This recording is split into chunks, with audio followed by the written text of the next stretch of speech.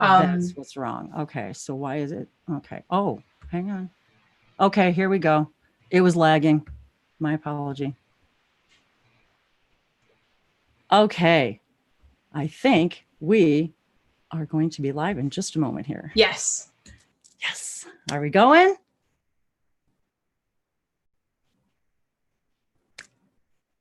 I'm looking to see. Yes, we are. Okay, here we go. Are we? Okay, great. Okay. I just want to make sure I've got everything going here. Guys, thank you so much for your patience. I appreciate it. Thanks once again to all of you for waiting through my internet issues. We're very rural here, so I do appreciate it. We've been having some issues on and off here, so I do thank you for being here once again and for joining us once again as we explore and express and transform and how we transform with the languages of lights. And I don't know where to begin sometimes because I'm absolutely breathless, you guys, with the expansion and everything that has happened in these Wednesdays. And I want to thank you all for your new subscriptions, your private sessions. You guys are just completely blowing me away week to week. So thank you for joining us as we explore on Wednesdays with Wendy. Thank you so much, and Bree. And thank you so much for being open to all of this and all the comments, the sharings, the private messages, those new souls, sisters and brothers that I've met. It has been an incredible journey. We are on this new platform. So again, I appreciate all of your patience. You all are welcome to join us here in the room. And Bree will explain. I'll let Bree explain a little bit. Sorry, you guys, I lost my train of thought trying to get through all of the technology here. So, but I wanted to let all of you know that all of you are welcome here. This is all about expressing, even if you don't speak light languages, what does it do for you? If anything, are you brand new? Are you seasoned? Have you been doing this a while? Do you have questions? Wednesdays with Wendy was born in a meditation. One morning, I realized the word Wendy is in the name, is in the word Wednesday. And it was like this flash of lightning. And the reason why this Wednesdays was born was because for the last almost 5 years, I have been sharing, I've probably got, I don't know, maybe 1,200 videos now on my channel. For those of you who are new to my channel or have just met me, lots to explore there with light languages, chakras, channeled messages. It has been such a journey. I can't even begin to tell you guys. And so that's how this was born, because all of you guys had so many questions. My email, the private messages. What is this? What am I doing? Is this light language? What am I speaking? What am I hand signing? What am I toning? What do my symbols mean? Why am I doing this? What do they mean? Where are they coming from? Am I speaking? Am I receiving? Am I sending? What? And so with my experiences with all of this and the paranormal and angels and ETs, and I've always been awake and open to all of this all my life. Many have called me weird, even my own mom, but in a loving, crazy way. So there's always been that element that I always didn't think like everyone else. And so that's kind of how this was born, because of all of you guys and how all the questions you had. And aside from all the private sessions, there just weren't enough hours in the day to meet all of you and to bring all of us into these gatherings to share. Well, what's your experiences? What's yours? Why am I, what does this mean to you? What does it mean to me? I wanted to have a comfortable, sacred place where we were safe to be ourselves. And the authenticity, you guys, that light language has brought me, and the layers and the thought processes and the belief systems, what I'm capable of, everything has changed because of all of this. And not just the light languages, but what all of this has brought because of them, and how I've grown and blossomed. And these last few days, I am just so excited to share with you these last really couple weeks, but specifically these last 3 days and what has happened to me. And I've always been known as the queen of synchronicity. So everything is about meeting each other. And so, Bree, if you could take a moment to let everybody know how they can join in our hangout here. If you want to hang in live, turn your camera on, leave it off, doesn't matter. And if you want to live chat with us in the YouTube chat, I'm going to take a little drink of water here and let her kind of tell everybody about that. And then and then I'm going to open it up to a couple of things. So if you would, Bree, thank you. And thanks again for being here and helping me with as my friend and assistant and oh my God, so many other layers. Oh, you're so welcome. It's a pleasure. It really is. So thanks, Wendy. Yeah, and thanks everybody for watching. You can join us today by going to Wendy's blog at languagesoflights.com/blog. It's her blog page on her website. We post every Wednesday or every webinar that we do, all the events that we're doing, we post on the blog. And in the comments of the blog is where the participation link is. You can join with audio and video, like in the room here in the Zoom room, or actually you can also join audio only by phone. I was forgetting to add that part of the invitation. So Wendy very kindly reminded me that that's something we can do. And so if you guys don't have video chat or something, but you just want to type in the phone number that's on the invitation in the comment of the blog, please go ahead and do that. I'm going to paste the link to the blog on the live chat of YouTube. You can also chat with us on the live chat of YouTube and just, type in stuff and chat. You have to be signed into YouTube to do so, I think. But yeah, this is a place for open discussion. This is what we really want to do here, is talk about what's happening with us and what we're experiencing and how we're feeling about all of these things, because there's a lot happening right now on this planet individually and collectively. And we're really lucky that we get to be a part of this. And I know that it's not all easy. It's not. But one of the things that we continuously talk about and experience, especially for me on a personal level, is light language helps us to get through the parts of it that are not easy and elevate and uplift the energies, the density, the heaviness, the struggle. And it's really a quantum tool of intention. That's something that we're finding more and more every day, that this is so far beyond what we can even put into words, earth words, logical words, but we're doing our best and that's all we can do.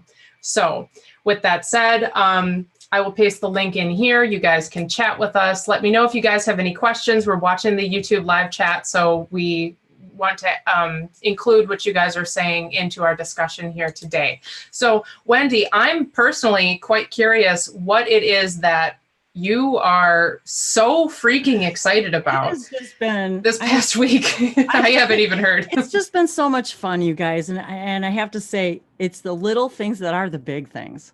It's the little things that are the life-changing events. And so I wanted to start, first of all, I was holding up my little birthday candle. So this was made by my sister, and many years ago, she made this for me for my birthday. And it's just a little battery operated little birthday cake, but she actually, put all the trinkets on here and the little crystals. And so I like to use it for readings and stuff. But today especially, and hi Mom and my sister, if you're watching, today I wanted to say happy birthday to all of you who share a birthday today, but specifically, and see, now I'm going to get all fuzzy, to my dog Ranger. Today Ranger turns 8 years old, and he has been, oh my God, he has been a part of my journey, you guys, with these light languages that I cannot even begin to tell you. He has been with me from the very first video I ever made. I believe that he is a part of me in that journey, and why the dog star, the symbol of service to humanity, Sirius, And it also happens now. And this is what's funny. I had to laugh because when Daniel's, hi, everybody out there. I wanted to say hi to all you guys out there. And Daniel said about being weird. And it's funny because I think it's kind of weird. I always use that word weird. And then I laugh at Bree because I call every synchronicity weird. Oh, this is so weird. And today also happens to be my mom's cat's birthday, Ziggy. And you know what, you guys, he was born on the same day and the same year. So happy birthday, Ranger. Happy birthday, Ziggy. Happy birthday to everybody out there if you're celebrating a birthday today or this month. But especially you guys, light languages, in all seriousness, and I know Bree can vouch for this as well, and so many of you can too, is how it is embraced, how it is allowed not only to unlock unconditional love inside of me, but that to allow him to teach this to me on a much deeper level, but to listen to him in a way I've never communicated with animals before, yet I always knew I could. Always, from the moment I had my first dog, Fritzy, he was a little dachshund, and he would crawl up in my bed every day and wait for me. He would lay on my pillow and wait for me. And to our cat, who drugged me out of bed at 3 a.m. when I was like 4 years old because she was giving birth. And I wanted to say hi to Ivy. I know she can't be here today, our Earth Star Village. So she sent me pictures again today of the cosmic kitties. All of them, almost, I think, except for one, have had found a home. And she sent me her links, you guys. And I'll post the link to her website. She actually calls it Cosmic Bobtail. And I want to make sure I get the name right, so I will make sure I post the link I couldn't believe when she raises not only ragdoll cats but bobtails here in Tennessee. And so this whole thing about light languages and animals and animal communicators and our dear friend Jacqueline being an animal communicator. It's, you guys, when I was a kid, I swear to God, I was Dr. Doolittle, and I could not understand why everybody couldn't talk to animals. I'm like, well, because we all can. And so that's one of the things that I've always loved sharing. And in my travels and all of this, of that everything speaks the language of light, this helps us be open to learning the language of love. That's what this was so strong with me about this too. That light language for me has been an opening of actually learning how to speak, as Bree said, without your mind, without words, and just listening. And to remind ourselves that they're always speaking to us. The animals are always speaking to us. Our companions are always speaking to us. And the more we open our minds to our multidimensionality and the idea of that there's different types of beings on other kinds of planets, and many of them are animal type, everything we see on Earth is an archetype, a representation of something that exists somewhere, that we've brought to Earth to remind ourselves that we're connected to all types of beings all over the cosmos.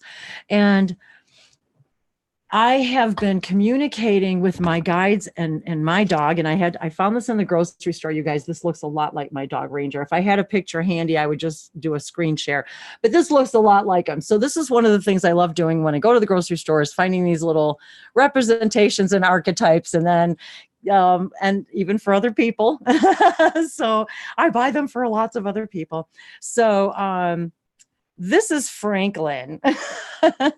So anyway, he's let's see, what does he say here? I was trying to read. I can't even read it with these glasses on. I have to put my other ones on. Sorry, you guys. But one of the fun things about light languages has allowed me to be more authentic in that I no longer hide the inner child within. That I embrace the inner child, and so when I go to the grocery store, I dress like this. No matter where I go in my little tiny town here, the more I am who I am, the more magic happens in my life, you guys. So he says, I watch TV and eat blueberries. Yeah, I have pictures of Bree eating blueberries. That's why I had to laugh, because I have to send her those pictures, because we both love blueberries. But my favorite fruit is big red cherries. There's so many. The fun thing about once we become aware that we're multidimensional, we begin to understand everything really is now. And we plant this stuff for ourselves and we don't even realize it, which is so much fun when we awaken and go, oh, wow, look what I did for myself. And, Wendy, I found a photo of him. Can I show it? oh, did you? Yeah, please. Okay, here, let me show. This is my favorite photo of Ranger. I think it's everybody's favorite photo of Ranger. Can you see it? Oh my God. That depicts Ranger perfectly. He loves to swim and explore and run and practically getting him all four legs up in the air. You know, yeah. He that day, you guys, you could just look. He was in bliss. Pure bliss. He's a sweetheart. I love him. And he loves Bree. I mean, as soon as she walked in the door, she hasn't seen him for what? A couple years? Yeah. As soon as she drove up to the driveway, he remembered immediately. Yeah. He knew who I was. It took him a while. It did. Same with my cat. It takes him a little while. Like, are you really okay? But yeah, so happy birthday to Ranger. So happy birthday, Ranger. And he really has, you guys, been an integral part of my journey, because it was that day walking him in the woods that I began this light language channel. And I was on my knees in weeping because of the information that I was receiving about myself, because of speaking light languages, because I had started speaking light languages in August of 2014. And in January of 2015, I started my light language channel. And he was with me that day when the emissaries of the light came to me and said, it's time. And from that moment, the opening up to the avian collective, the opening up to channeling, opening up to all of this, it was as if literally the portal opened. And it was as if I knew beyond a shadow of a doubt, this was something I needed to do and share, just as we spoke of last week, about how it becomes so, doing what we need to do becomes so much less scary than not doing it and not being ourselves. The reason why we are so full of dis-ease is because we're not living our true selves. There is living our true colors. And I even had to laugh. I went to the Amish store one day with my friend Pam, and I was wearing this dress, this outfit, had my little pink thing going on. And she's like, hey, little missy, you're a little kind of bright there for coming. And I thought, you know what? I never even gave it a second thought. I never even thought about it. Was I the brightest light in the bulb in the room? Yeah, probably. But hey, you know what? And then somebody just posted that today on Facebook, which I shared. So thank you for posting it. And I shared it. And it said something along those lines about, you know what, when you walk in the room, be the brightest thing everybody notices. So what? So what? That's how we find each other.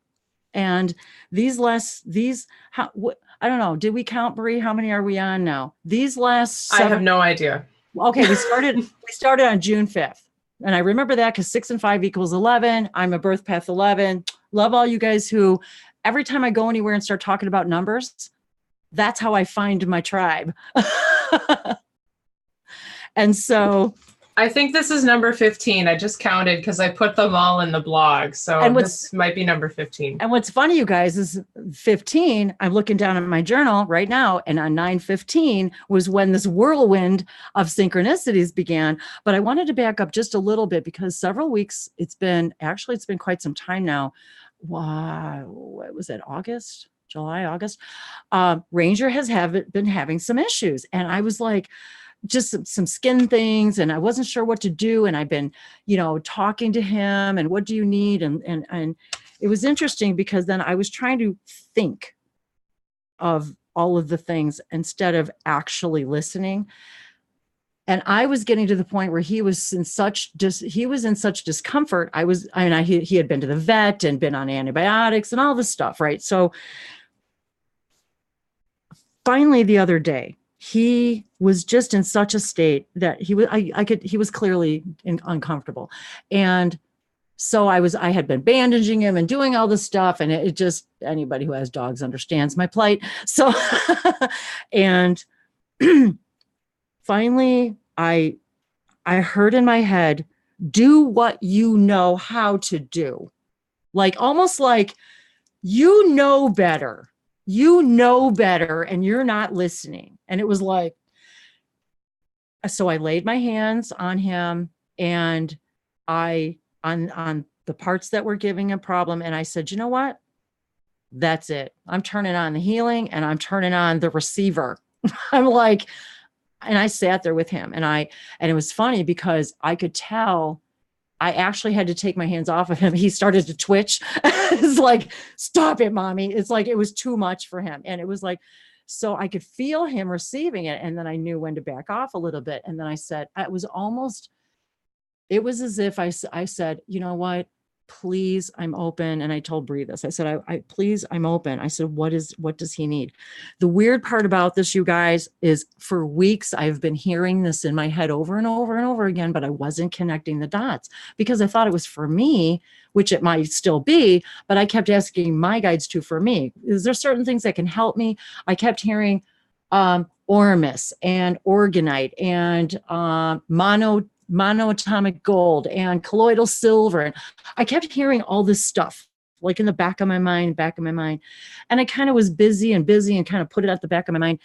Well, all of a sudden the next morning, I woke up, you guys, after I did that with Ranger, I woke up. And as soon as I woke up, now I don't touch my phone when I wake up. As soon as I woke up, they're like, pick up your phone and right now go on Amazon and look up natural antibiotics for pets. I looked it up. First thing on the list, colloidal silver. I was like, first of all, why didn't anybody tell me about it? Like the vet. It's like, oh, vet recommended and blah, blah, blah. I'm like, why didn't I asked them, what else can I do? What else can I use? Is there anything else? Do you ever recommend anything? It's all about listening, you guys, listening to your guides. You already know the answers. We already know the answers. And so right away, I knew, and I ordered it immediately. And I just got it yesterday. And so starting to use it, and I could see the results immediately. And it was weird because some of this also was a message for Bree, for certain things, and even Fletcher. The other thing is, Bree, I didn't tell you, the other day, I walked into an antique shop where I think I shared with you guys a few things that I bought in the antique shop, one of which was my awesome brass elephant and a few other cool things, a really cool lamp and stuff. So what do I find? But I walk in, this necklace. So I find this necklace in the antique shop. Wasn't expensive, you know, and she says, oh, I just hung it. The lady whose booth it was, she says, oh, I just hung that. I said, well, it was waiting for me. And then I look and I was like, oh, let me see that necklace too. I bought that one too. She says, and I knew it just by the way we were talking. I said, everything in her booth, I said, you and I are kindred spirits. I could tell just by the things that she'd chosen. And she's like, keep coming back.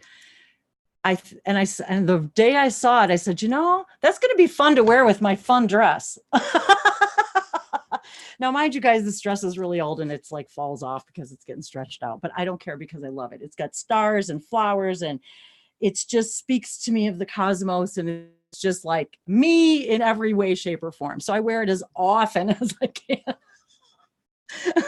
So it's funny how that kind of speaks. And so Sunday, we were invited to some friend's house who relocated here from Chicago. That's where I'm from. I relocated to Tennessee full-time 2 years ago, have had property down here for, I forget how long. So since 2006. So 13 years, transformation, right? So we go and I haven't seen them in many, many years. Her especially because she quit. We used to be season ticket holders and we go to Bears games. And she quit going after she had her baby and stuff. So anyway, I hadn't seen her probably in, 13 years. funny thing is, her name's Wendy. So I had to laugh about Dave. Hi, Dave. I know you're watching. I had to laugh about that synchronicity because he just had a synchronicity with somebody named Wendy. So, and then recently I just saw on Facebook, I was going to tell you too, Bree, that there was a girl on there and her name is Bree Lynn. I was just like, so it was all these funny synchronicities. So I'm talking to Wendy, and the fact that they even moved 40 minutes away from us, I thought was kind of interesting. You know what I mean? So that was the first synchronicity. Second is her name is Wendy. So all of a sudden I'm talking to her, and something says to me, it's okay. You're safe. And I was talking about healing, and I was talking about alternative healing and alternative, and so I was talking about, just finding meditation, and she says, oh, I'm really into that. She's like, I'm into Chinese medicine. I used to work for a chiropractor that does acupuncture. And I was like, yeah, I haven't done acupuncture yet. But, so we were, she's like, oh yeah, I'm really open to that. So it was all of a sudden, it was as if like, I don't even know how it's just kind of flooding out of my mouth. Like, well, I've been doing this and I've been doing that. And gee, have you ever heard about light languages? Ever heard about speaking in tongues? And I'm like, well, I can do that. And I'm just like, I was like, it's just pouring out of my mouth. And I know, it was very interesting. So I just thought it was very fun. So she says to me, oh, well, I'm really into that too. She says, my brother's really into it. I said, oh, I'm on YouTube too. And she's like, oh, so is my brother. She says, he's really into it. He's been into it for like 25 years. He has a YouTube channel, and I'll put the link for you guys. He has a YouTube channel called Huff Paranormal. You guys, he's got like 1 million subscribers. 1 million almost. I was just like, okay, is this really happening to me? Is this really happening to me? And when you click on his channel, it's all about ETs and all of it, all of it. I would have never. The thing is, you guys, I hid in the closet for all these years. I hung out with these people all the time and never even had an actual conversation about anything about real life. You know what I mean? Like, so it was so exciting, and it was such a relief. And it's just, and so I found that the more I hang out on Wednesdays with you guys and the feedback I get back, all of these confirmations give me the confidence to go out there and just be more me. You guys, do you see what's happening here? And by me doing that now, I'm finding my tribe right here in my own backyard. This is why we need to do this, you guys. And this is why you guys need to do this. And this is why I'm so grateful that you're all here doing this with me and chatting and being online and sending me messages in your private sessions. Oh my God, the audios and the videos that I've done, you guys, and the feedback that I've been getting, I'm breathless. The exchange of confirmations and validations that go on are blowing my mind. And it was just, I couldn't believe it and so I haven't even had a chance to check out all of his like videos yet, because all this just is happening in the last few days. And so I checked it out, and I was like, I just was beside myself. And so here I am, and now find out we go to the same places and the same restaurants, and now that they live here. And so it was very, very interesting. So same restaurants. That's the next thing. We find out there's this pizza place that's put in that we have been loving for a really long time. Ace's Pizza, give it a plug here. And they're Chicago style pizza. So, oh my God, we're fell in love, right? We've got Chicago style pizza. We're meeting people from Chicago, meeting people from that even retired from my husband's company. Very, very coincidental as well. It was just one thing after the other, you guys. We're eating there one night, and we're telling him what company he retired from. And he says, oh, I'll be right back. And he walks over with the guy, same shirt, retired, same company. I'm like, so it pays to be yourself and be animated and to let people know who you are, because this is how we're gathering our tribe. And so I thought it was really fun. So we were celebrating on the 16th, And we just happened to go to the pizza place. And the weirdest thing, Brie, is all of these, and for you guys, as far as numerology and repeating numbers, all of my addresses everywhere I've ever lived, almost to the T, have either equaled 11 or have 11 in it. It's so we lay these things for ourselves, and then we go, oh my God, look at all the synchronicities. Until you become aware of that everything's now, and you're just leaving it for yourself, right? So I'm laughing about it because we were celebrating when we started going steady in 1974. And I looked down and I said, oh my God, 1974, that equals 111. That's my address here. And that was all of my other addresses. The last house equaled 111, and then all the 11s before that. So I was like completely blowing my mind. So there we are at this, talking about this, wearing our ID bracelets and talking about all this. So as soon as there's a lovely server there, all of you guys, I just love you guys there. So she walks up, and she's familiar with us now, and she's bright blue eyes. And I could tell we were kindred spirits from before, And so I'm telling her the story about the ID bracelets, and she's like, oh my God, I totally believe in synchronicities and cosmic this and ETs. And she's like, and I'm Pleiadian. And I'm just like, what?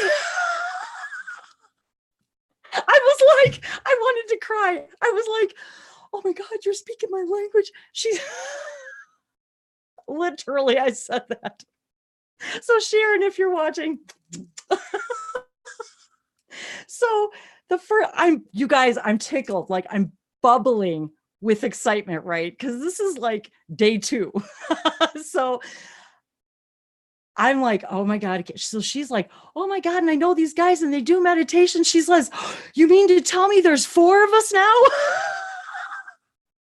She says, oh my God. And now she's like, how did she say that? How'd you say that if she's there? She says, oh my God, somebody else to help me raise the vibration around here. I'm freaking out, you guys. I'm freaking out. And you know what? The reason she walks up to the table and she says to me, and she says this every time I come in, and she said it again, I love your outfit. This is what I was wearing.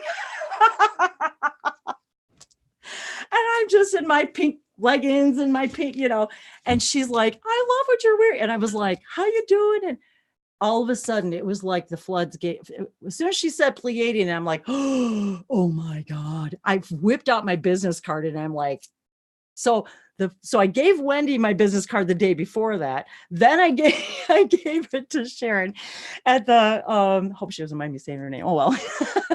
And so I gave it to her, and I was just like, oh my God, it was immediate. We're like, oh my God, she's going to come here. We're going to do hangouts. We're going to do drum circle. We were just like, we were like 2 little kids and and I didn't want to get her in trouble. She's like, oh, I got to go work, because it wasn't her station. So you just can't make this stuff up, you guys. I was like, oh my God, just by me showing my true colors, this is what you guys are doing. And what we're doing here is we're all becoming less afraid to be ourselves. It's becoming too painful to not be. And the sickness and the resistance and the illnesses and the psychosis, all of that we can experience is all wrapped up into that. And that's why this was so exciting for me, you guys. I just was so tickled. I couldn't even wait. And it was, are these big things? You bet. This was life-changing for her and I both. Like, seriously. She's like, oh, and then Bree, she says, and all my, I have connections to Egypt and the pyramids and this and this. And I'm just like, oh my God. I was just like ready to float off the damn chair. I was just like, God. Wow, that is so cool. I know. So I looked down. Now, I had a coaster. My drink was on a coaster. And I looked down, you guys. Now, I picked up the other coasters on the table, did not have this on it. I looked down. Not only is this aces also what is number 1 and 11 in the cards, you guys, when you play cards. Ace equals 1 or it equals 11, right? Bree and my birth path is 11, hers is 1. So I look down and I look at the little, and I'm like, who drew this on here?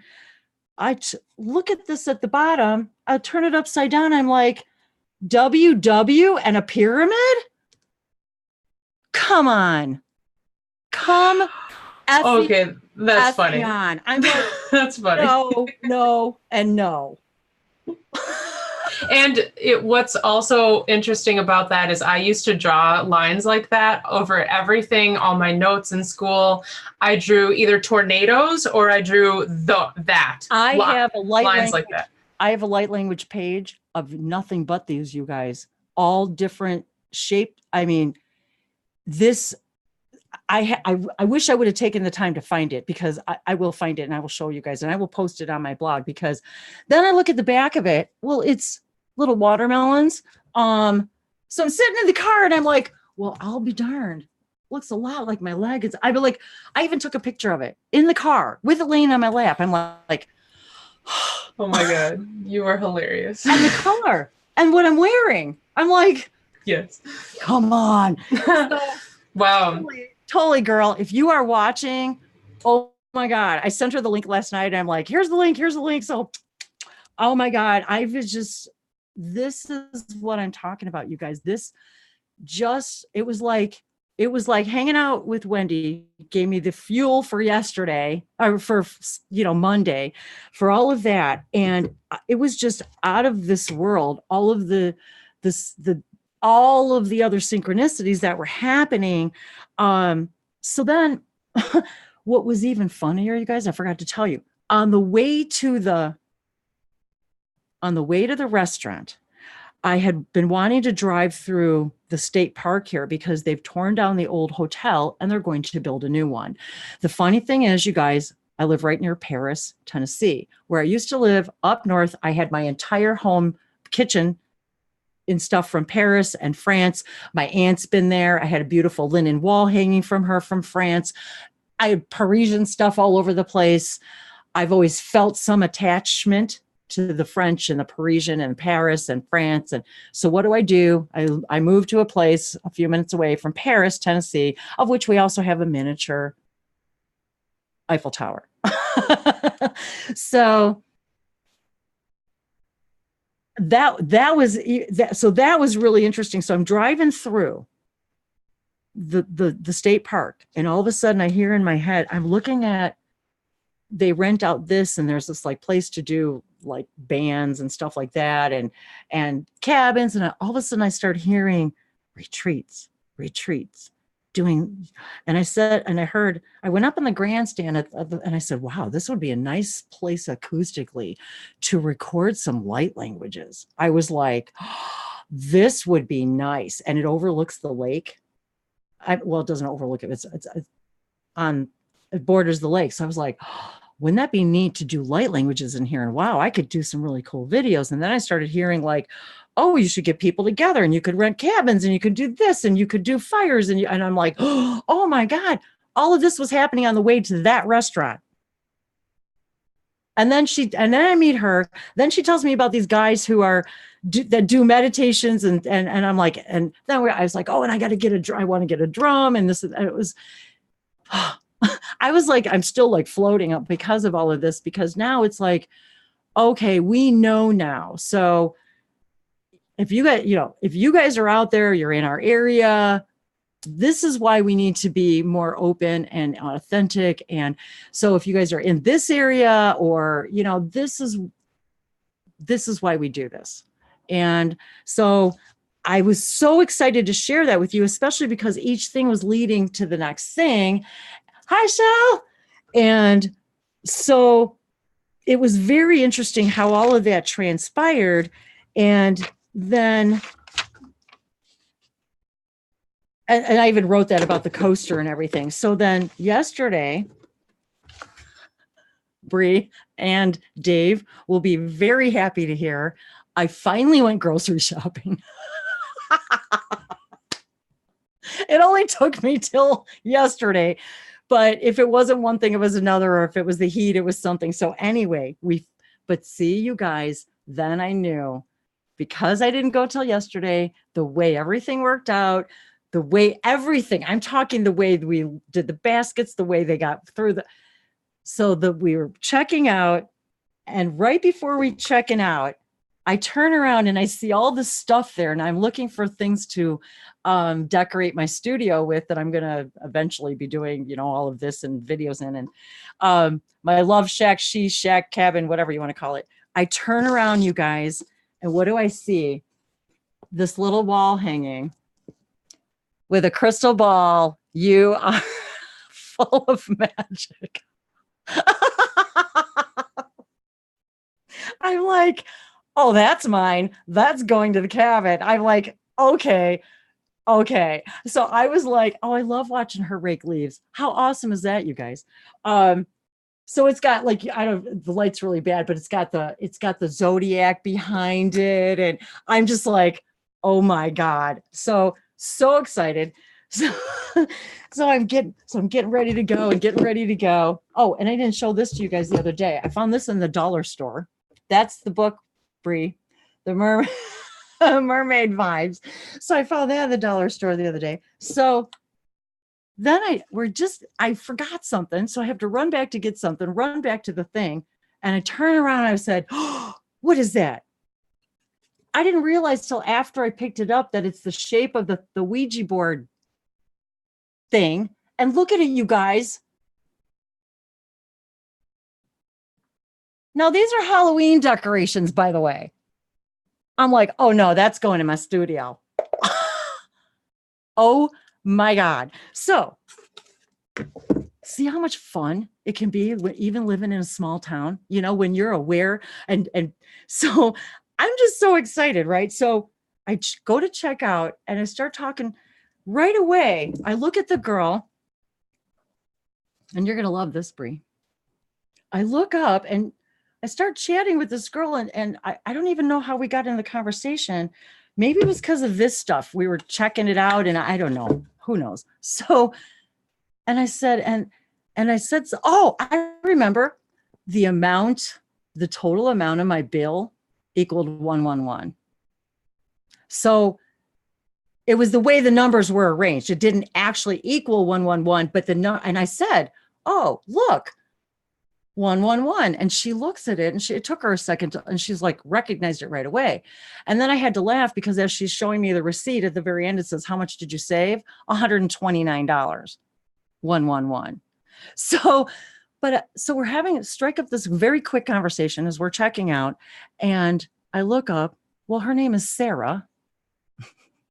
First of all, Sarah has been a part of me, I have a fractal of me named Sarah. It's been a part of my life, all of my life on very many levels. And it's very synchronistic for me on very many levels. And Bree gets her own sync with it. So I found that very interesting that her name was Sarah. That was the first thing I thought about you, Bree. And I thought about anyway. So then we're talking. Oh, and she says, oh, I'm totally into that stuff. She says, angel numbers. And I went, oh, what? I said, did you just say angel? She's like, oh yeah, I'm into all that stuff. Astrology and ETs. I said, what? And then I look at her arms, gorgeous tattoos. And I'm like, oh, I love your artwork. And she says, this is my new one. Bree, I almost fell dead on the floor. It's a green alien, just like this face, just the face, green alien. She says, it's still sore. I just got it on Friday the 13th. I'm like, okay.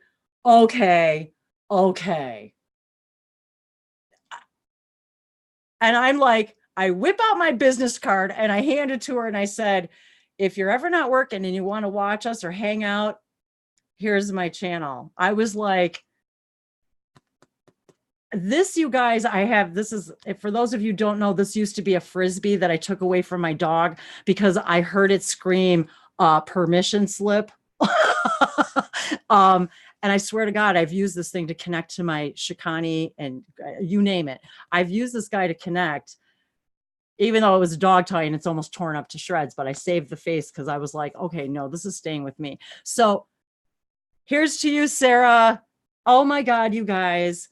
Every single week, you guys are blowing my mind. And this is why, this is what happens after these things, and to all of us and to all of you. And this is one of the things I wanted just to really start talking about, and you guys telling us too, what's happening in your life. When I first started putting myself out there on Facebook, I was really hiding, and I still am in a lot of ways, but, and I started out, my very first Facebook page was called Harmony Synchronicity. Well, Facebook eventually said, that's not really your name. And so we're just going to shut you off because, now you can't access it. So it's still sitting out there with light language stuff on it. It's just, I can't get at it, can't manage it, can't nothing, because they're like, well, you have to prove that that's really your name or we're just going to shut you off. So I was like, fine. So I started a new one. And so eventually I started WL Wolf, so that I could continue to be inauthentic. So I continue to hide from my family. And that's the real God honest truth. So that's why it's under WL Wolf. For all of you who are wondering why it's not a Wendy Wolf, well, because I just wasn't ready yet. I wasn't ready to have, anyway, so, but we're getting close. So anyway, so that, all of that of in itself has been life altering for me in just these last few days, because of all of this, and because of you and you guys and your comments and your sharing. And the other thing, Bree, I just remember when I was telling you too about maybe that the colloidal silver might help Fletcher, it might help all these other things, that I could not believe it. All of the cool, and it wasn't too many things. It was this, and then I bought this cool beaded lamp that was to put in my she shack thing, my studio, really cool thing. And I realized when we drove by, I think it was on the way home from grocery shopping yesterday, I realized that the place I bought this, the name of the people that own it, Fletcher. Oh, that's really funny. That's cool. So, and the other thing is, you guys, is I've been wearing my Sasani Shikani crystal, contact crystal, everywhere I go, including the grocery store and stuff. And that's a whole nother layer of all of this. And today's date equals 3, which the sacred circuit from Sasani through, from Sirius through Bashar is about balance, number 3. And again, this whole year, 2019, it's about us finding our balance. Who are we? What is the balance of our work and our play? What is the balance of being authentic? How do I say this? What is the balance? Like, for example, I was out there doing YouTubing and doing all this and doing Hangouts for years before anybody, even in my family, even my own partner, even knew what was going on. Didn't even know I was speaking light languages because I was too freaked out and I didn't know what was going on.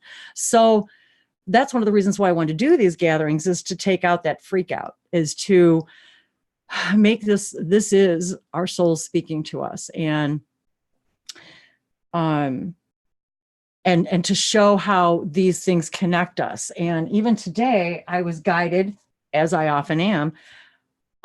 They said, open up your notebook. And now this one I did back in May 24th of 2017, but the date equals 3. So these are just some codes, light codes and symbols and scripts and look at you guys. The triangle and the lines underneath it.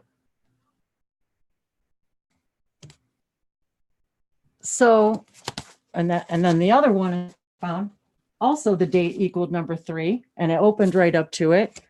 And this I drew at 11:11 a.m. And they said to me, well, what I wrote, the mothers and the teachers of light. And at the bottom, and this reminded me of Dave, Inta latala kiame nate latia matia liata. Now the bottom I know means latia matia liata means mother and teacher of light. I just know that that's what that means. That's what they've told me, that is the mother. The mother and teacher of light. That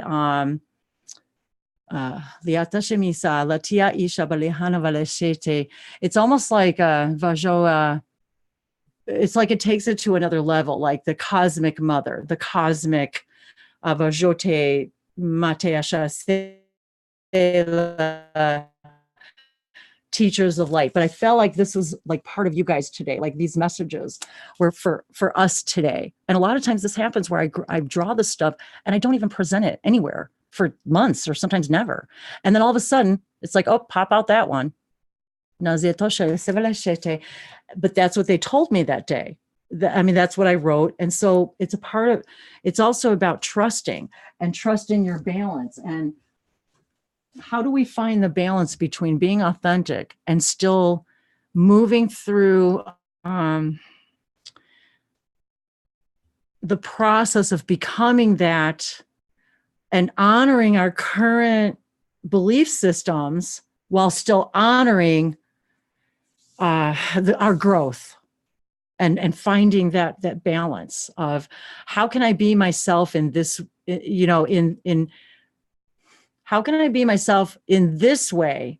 And then do you see how that expanded into these other layers? And now by me simply being authentic in certain ways, even if it's the mode of dress or that, whatever, allowing that to be the lily pad, the stepping stone for being more fully authentic and being able to then draw people to you who are your tribe. And so I know this may not seem as impactful to you guys as it was for me, but it was like this gate opened for two other people right in basically my own backyard to say, we're not alone, you guys. You're not the only star seed here. We're here. We just need to find each other. Even within a 10, 20, 30, 40, 50 mile or kilometer radius. They're right here. Someone's waiting for you guys to be you for me. Be you for, and I even used to play with making license plates up, and I would say, be you for me. I would just make stuff up just for fun. But isn't that true? So anyway, I was so blown away by all of this stuff. And then even my friend Liliana, oh my God, I'm so excited for her. She went to a Bashar event this past weekend. She just posted it that she's trying to come into the webinar here. Oh, we just had somebody else join. I'm sorry. Wilma just joined. I have not seen Wilma before. And I wanted to say hi to Michelle and Peg and Don and Dolores, Stefan. Love you guys. So happy you're here. And everybody out there in the chat. Hey, Jody, Angela. I was so excited about Liliana being able to go to a Bashar event too. I was so excited for her. Yeah. In those pictures. Super cool. Oh, they were great photos. Amazing. Maybe she'll come in here today and tell us a little bit about it. We have Wilma with us now. Hi. And I have not seen Wilma before. Oh, Wilma's a friend of Don's. Well, hi, Wilma. And hi, everybody who joined. I just wanted to read an interesting comment from Stefan while you were talking, Wendy. He said, what the heck is going on in Tennessee? Or he said, what the heck? In Tennessee, there are just places where esotericism has developed. Athens, Tennessee, Memphis, Tennessee, Corinth, Tennessee, Florence, Tennessee, and Paris, Tennessee. I didn't even know that. And you know what, you guys, I forgot, and we'll put her link too, just because I'm mentioning her name. Yvonne Perry, who's been doing light languages and events and retreats in her home here. She's got a B&B. She's right an hour and a half from me. She's been doing light languages a long time. So we've got her right here, right outside of Nashville. So you can add Nashville to that list too. We are all here, you guys. We just need to find each other. And that's why I wanted to do these hangouts, so that we could reach people globally and that each of you could go find your tribe where you are. Go be you and go find the people who are going to light up this world And that's one of the biggest reasons why I wanted to do this. I absolutely love Wilma's avatar. That is so badass. Yeah, that's cool. Wilma, would you like to introduce yourself, or you can either unmute or turn on your video and say hello. I'm not sure if your technology works there, but you can certainly say hi if you'd like to. Hi everyone, I've got my avatar on because I'm sitting in bed in my jammies. My hair looks a wreck, and I kind of didn't want to show my face. And that's okay. Thank you for coming. And I wanted to say that to everybody. This is what I'm talking about, you guys. You don't have to be beautiful or even on camera to be here. And look at that amazing avatar. I'm already a soul sister. I'm so connected to the Native Americans and shamanic. And so I'm loving your avatar. Thank you for joining us. Please do go on. Oh, that was it. Like, I was actually thinking, because I'm using my mobile phone at the moment, and I was just thinking to crank up my computer because it's much more comfortable for me. So if that's okay, I'll do that, which means I'll kind of log in twice, and then when I know I'm on with my computer, I'll leave with the phone. Does that make you're sense? absolutely welcome to do that. Not a problem. And you guys, there's plenty of space here. We got room for like 100. So so yeah, there's no problem for space. So, and if you're still not sure about the tech and not sure how to get in, just let us know, and we'll do the best that we can to help you, get you through it so you can get in the hangout. Thank you. You're very welcome. Please. Thank you for coming. Yeah, thanks for coming. Hi, Liliana. Hi, she made it in here. I got my crystal on, so I wanted to say hi to everybody too. Is there anybody who's already been in the hangout for a little while who wanted to say anything? Oh, before we do, I wanted to mention too to Jody. Hi, Jody. I'm glad you're out there. She said yesterday, cousin.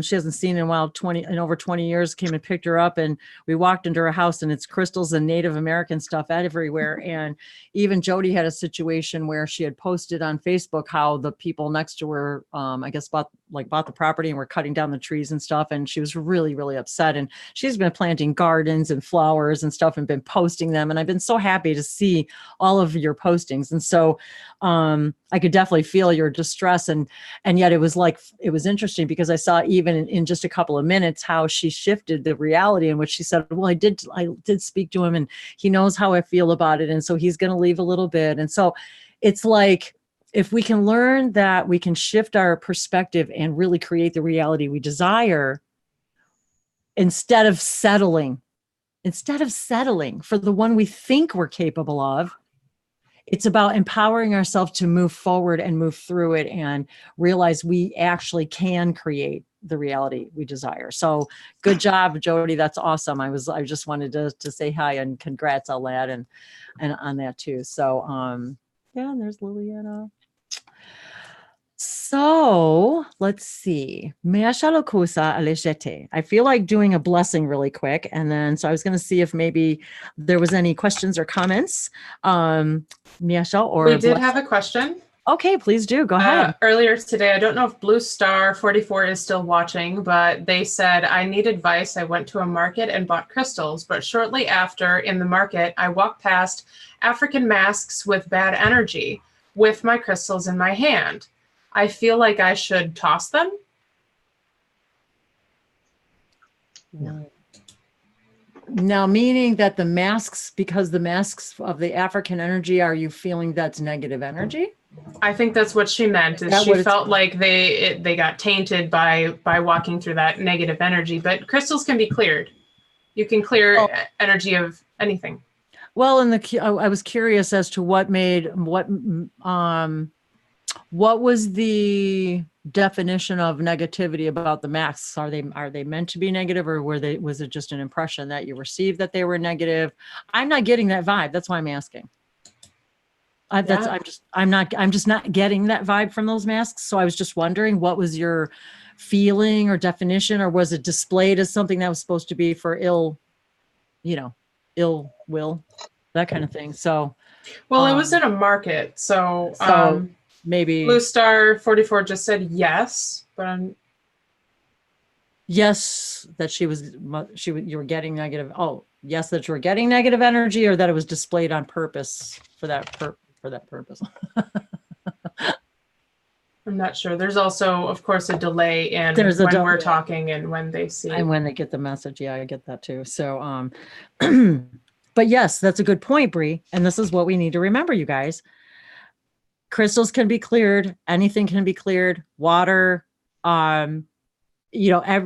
anything. It was interesting because we can use crystals as permit. That's why they co-created themselves with us, with the crystals and the elementals, and everything speaks a language source, including the crystals. And so, yes, absolutely. And one crystal can be used to clear another crystal. The full moon can be used to clear it. I'm not a real big ritual person, but there are times when I'm guided to bring my crystals out to the full moon. Even if I don't take them out and spread them out, I will take my bags outside and during the full moon and actually use that as my permission slip to energize or cleanse, and I don't put a whole lot of, I kind of am just sort of guided. I don't make a big deal about it. I have actually laid out my crystals out, literally laid them, every one of them out in the moonlight for specific full moons and for specific things. But other than that, sometimes it's just a matter, I just bring them outside in the bags into the full moon. And then just with my intention and the moon and my light languages and so forth, I actually use that as the cleansing and the clearing for whatever it is that those crystals need. You guys got to remember they have their own consciousness. And so we have to remember that, and we have to honor that they also have their own consciousness. And sometimes what we think and our limited beliefs about things aren't always exactly accurate. And so sometimes we have to listen to the crystals because they give us information. That's one of the things our Native Americans knew. Our indigenous peoples, not just in America, but all over the globe. The indigenous peoples and the star families understood that you can have a conversation with them.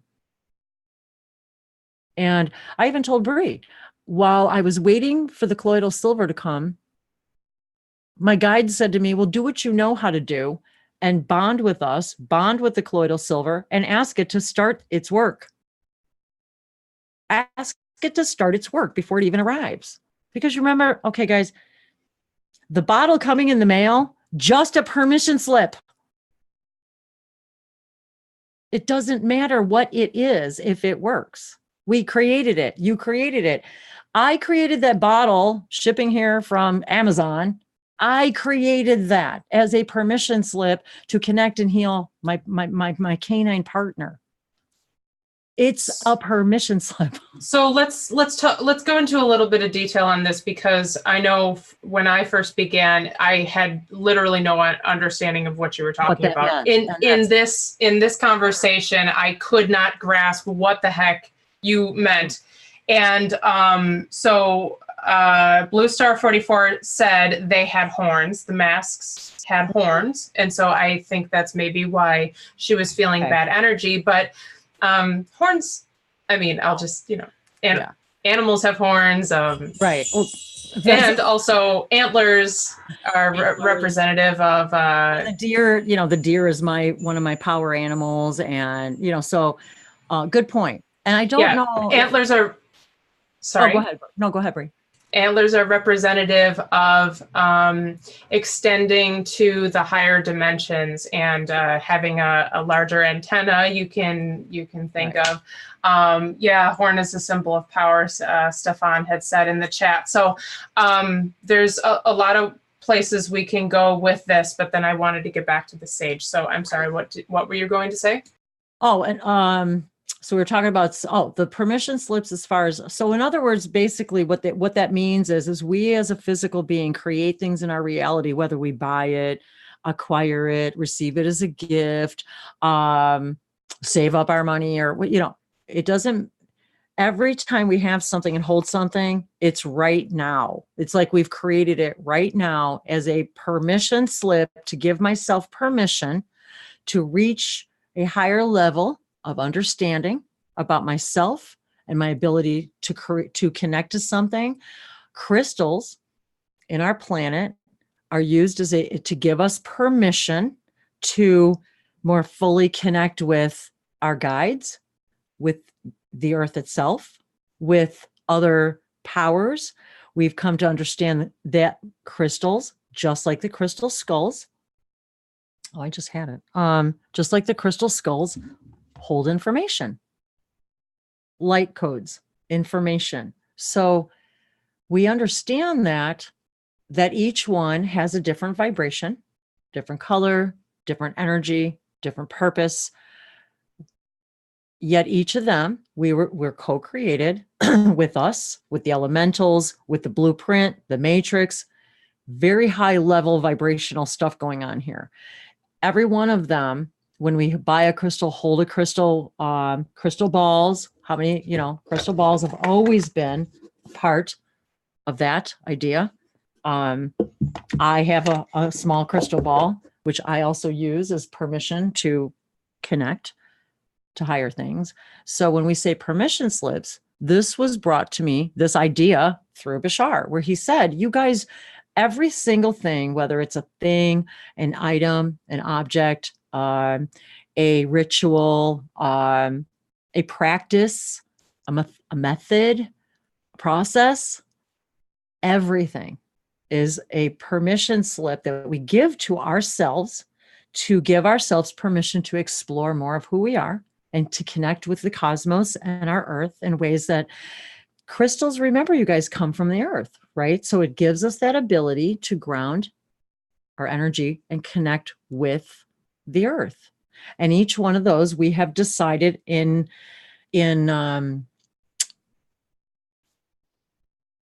co-creation, I'm trying to think of a different word to use, but we've decided with the elements and the elementals that these things would vibrate at certain levels that would affect our chakras, that would affect our experiences in certain ways.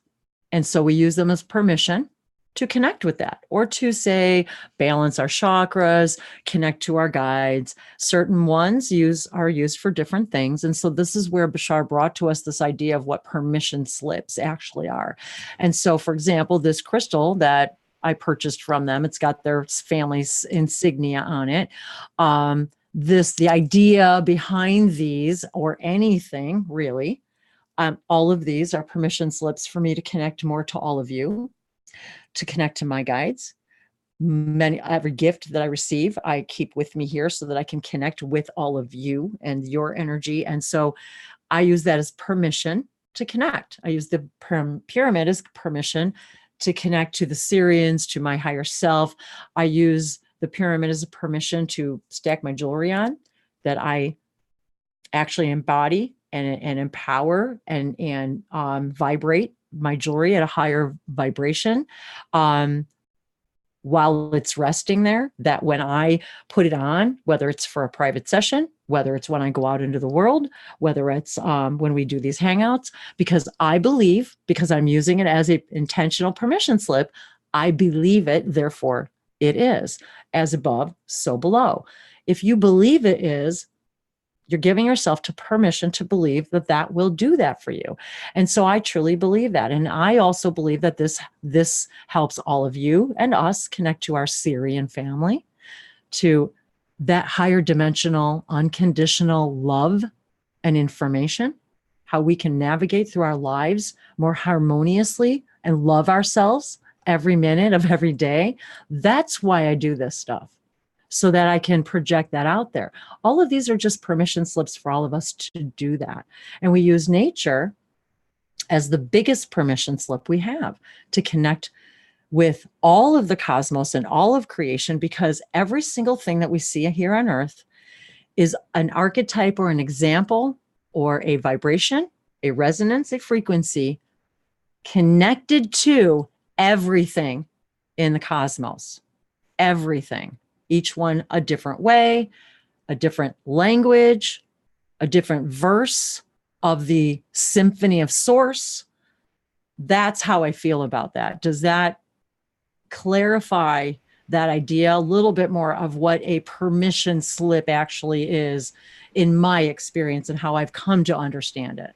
Yeah, for sure. I'm reminded of your first experience with and I know we've talked about this multiple times before, but when you said that the essence of sage came to you and said, you know, you don't, and this directly ties in with what Blue Star 44 is saying. She said, Blue Star 44 said, I'm on vacation and don't have access to sage at the moment in regards to clearing the crystals. But this goes back to Wendy's experience where she didn't have sage or something, and then the essence of sage literally, like telepathically connected with her. And this is the energy of sage, the essence of sage, the frequency of sage connected and said, you do not need to be holding sage and burning sage for me to come join you energetically and cleanse your space with the energy. And this goes back to calling light languages a quantum tool of intention. Our consciousness is a quantum tool of intention as well, right? So we can telepathically connect to anything, any energy of anything, and bring it into our space to help us. And I want to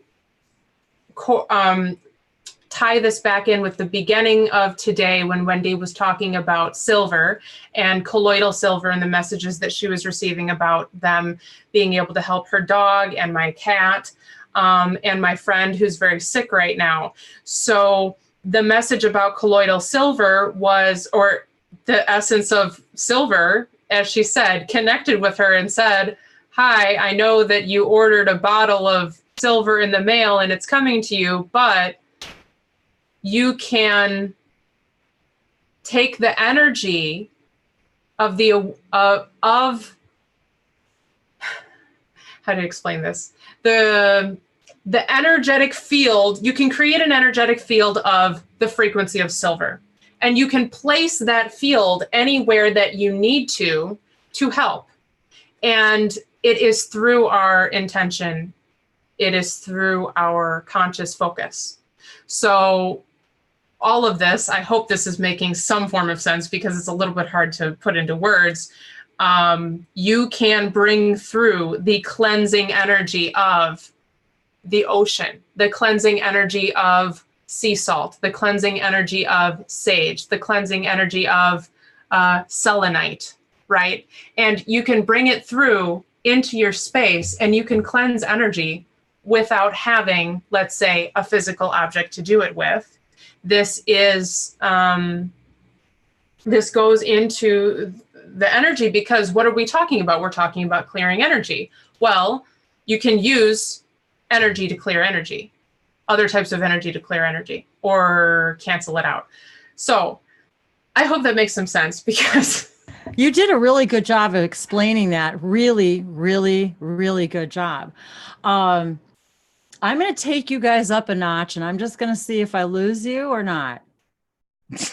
Because they're telling me this right now. So they're like, oh, yeah, they're ready. With all of that said, they said just now, but remember, not but, and remember that on a quantum level, you don't even need to do that.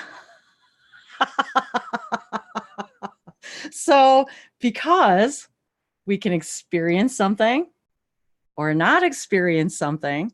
So do you see how you guys, even this is a permission slip? Now I know if I just lost half of you, I get it. Because what did she just say?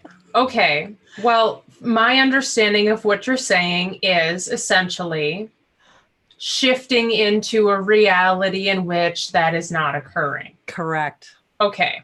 So that's fine and dandy, and but we can do that. Use that permission slip to do that. Right. It's okay. But again, we also have to understand, you guys, we don't even need to do that. It's like, if we can take that step up again, and then the next step up again, this is what really comes in. This is how we begin to quantum heal.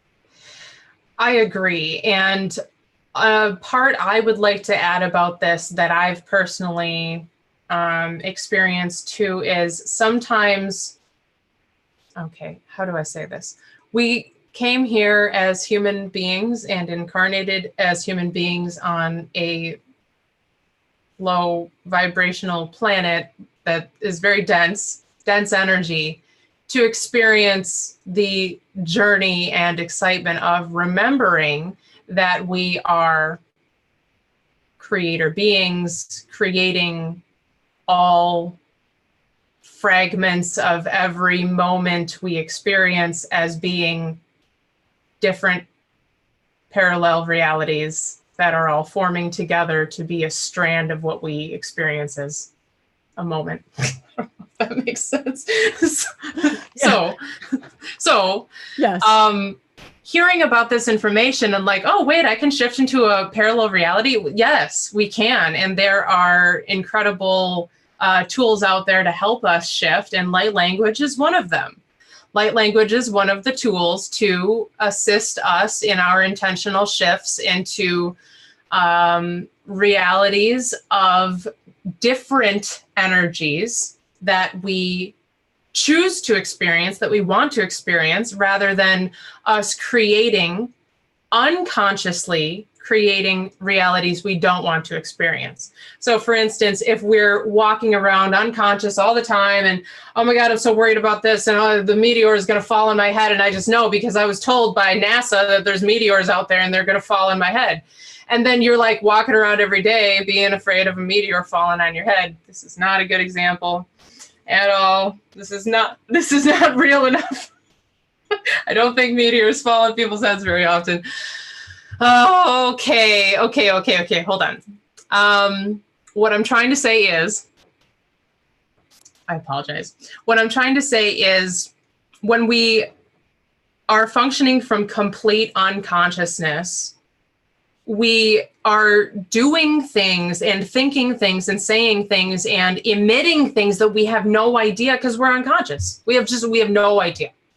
And then we experience a reality that is a direct reflection of that unconsciousness. We experience all sorts of stuff that maybe we don't truly want to be experiencing, but we're experiencing it. And it's not that it's not good.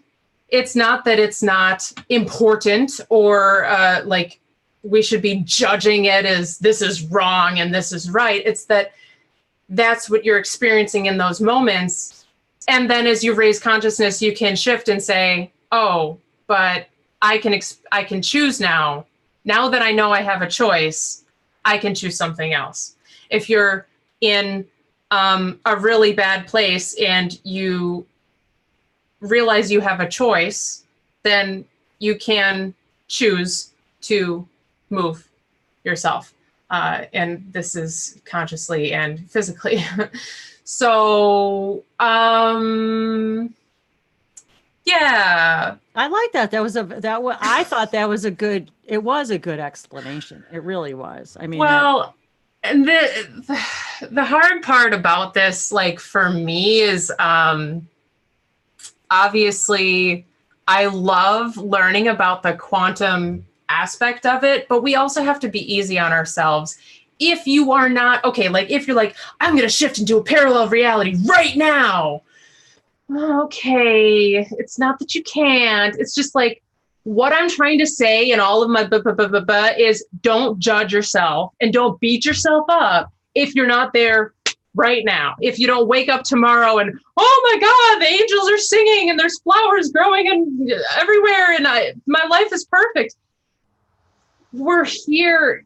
We have this journey here. And it's not only important for us, but it's important for the people that we're interacting with. For instance, Wendy talking about meeting people locally in her area that are into the things that she's into. And it was her being herself and shining bright that allowed that connection to happen, because they were able to see each other instead of the hiding and the mask and the, oh no, I'm just another normal human drone.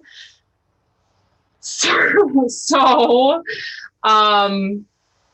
long story short, don't beat yourself up. It is a process, and there are tools that can help you.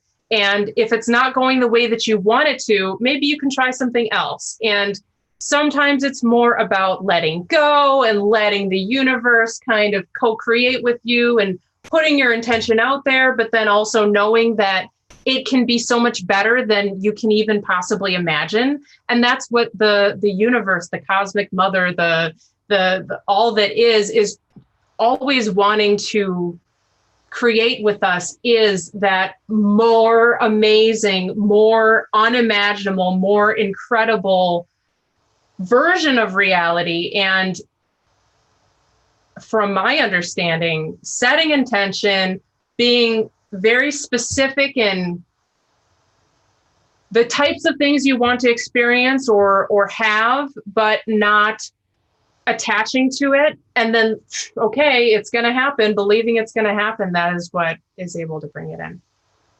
And the expectations of how it's going to come and when it's going to come and where it's going to come. And then sometimes we forget to ask for what we need, not what we want.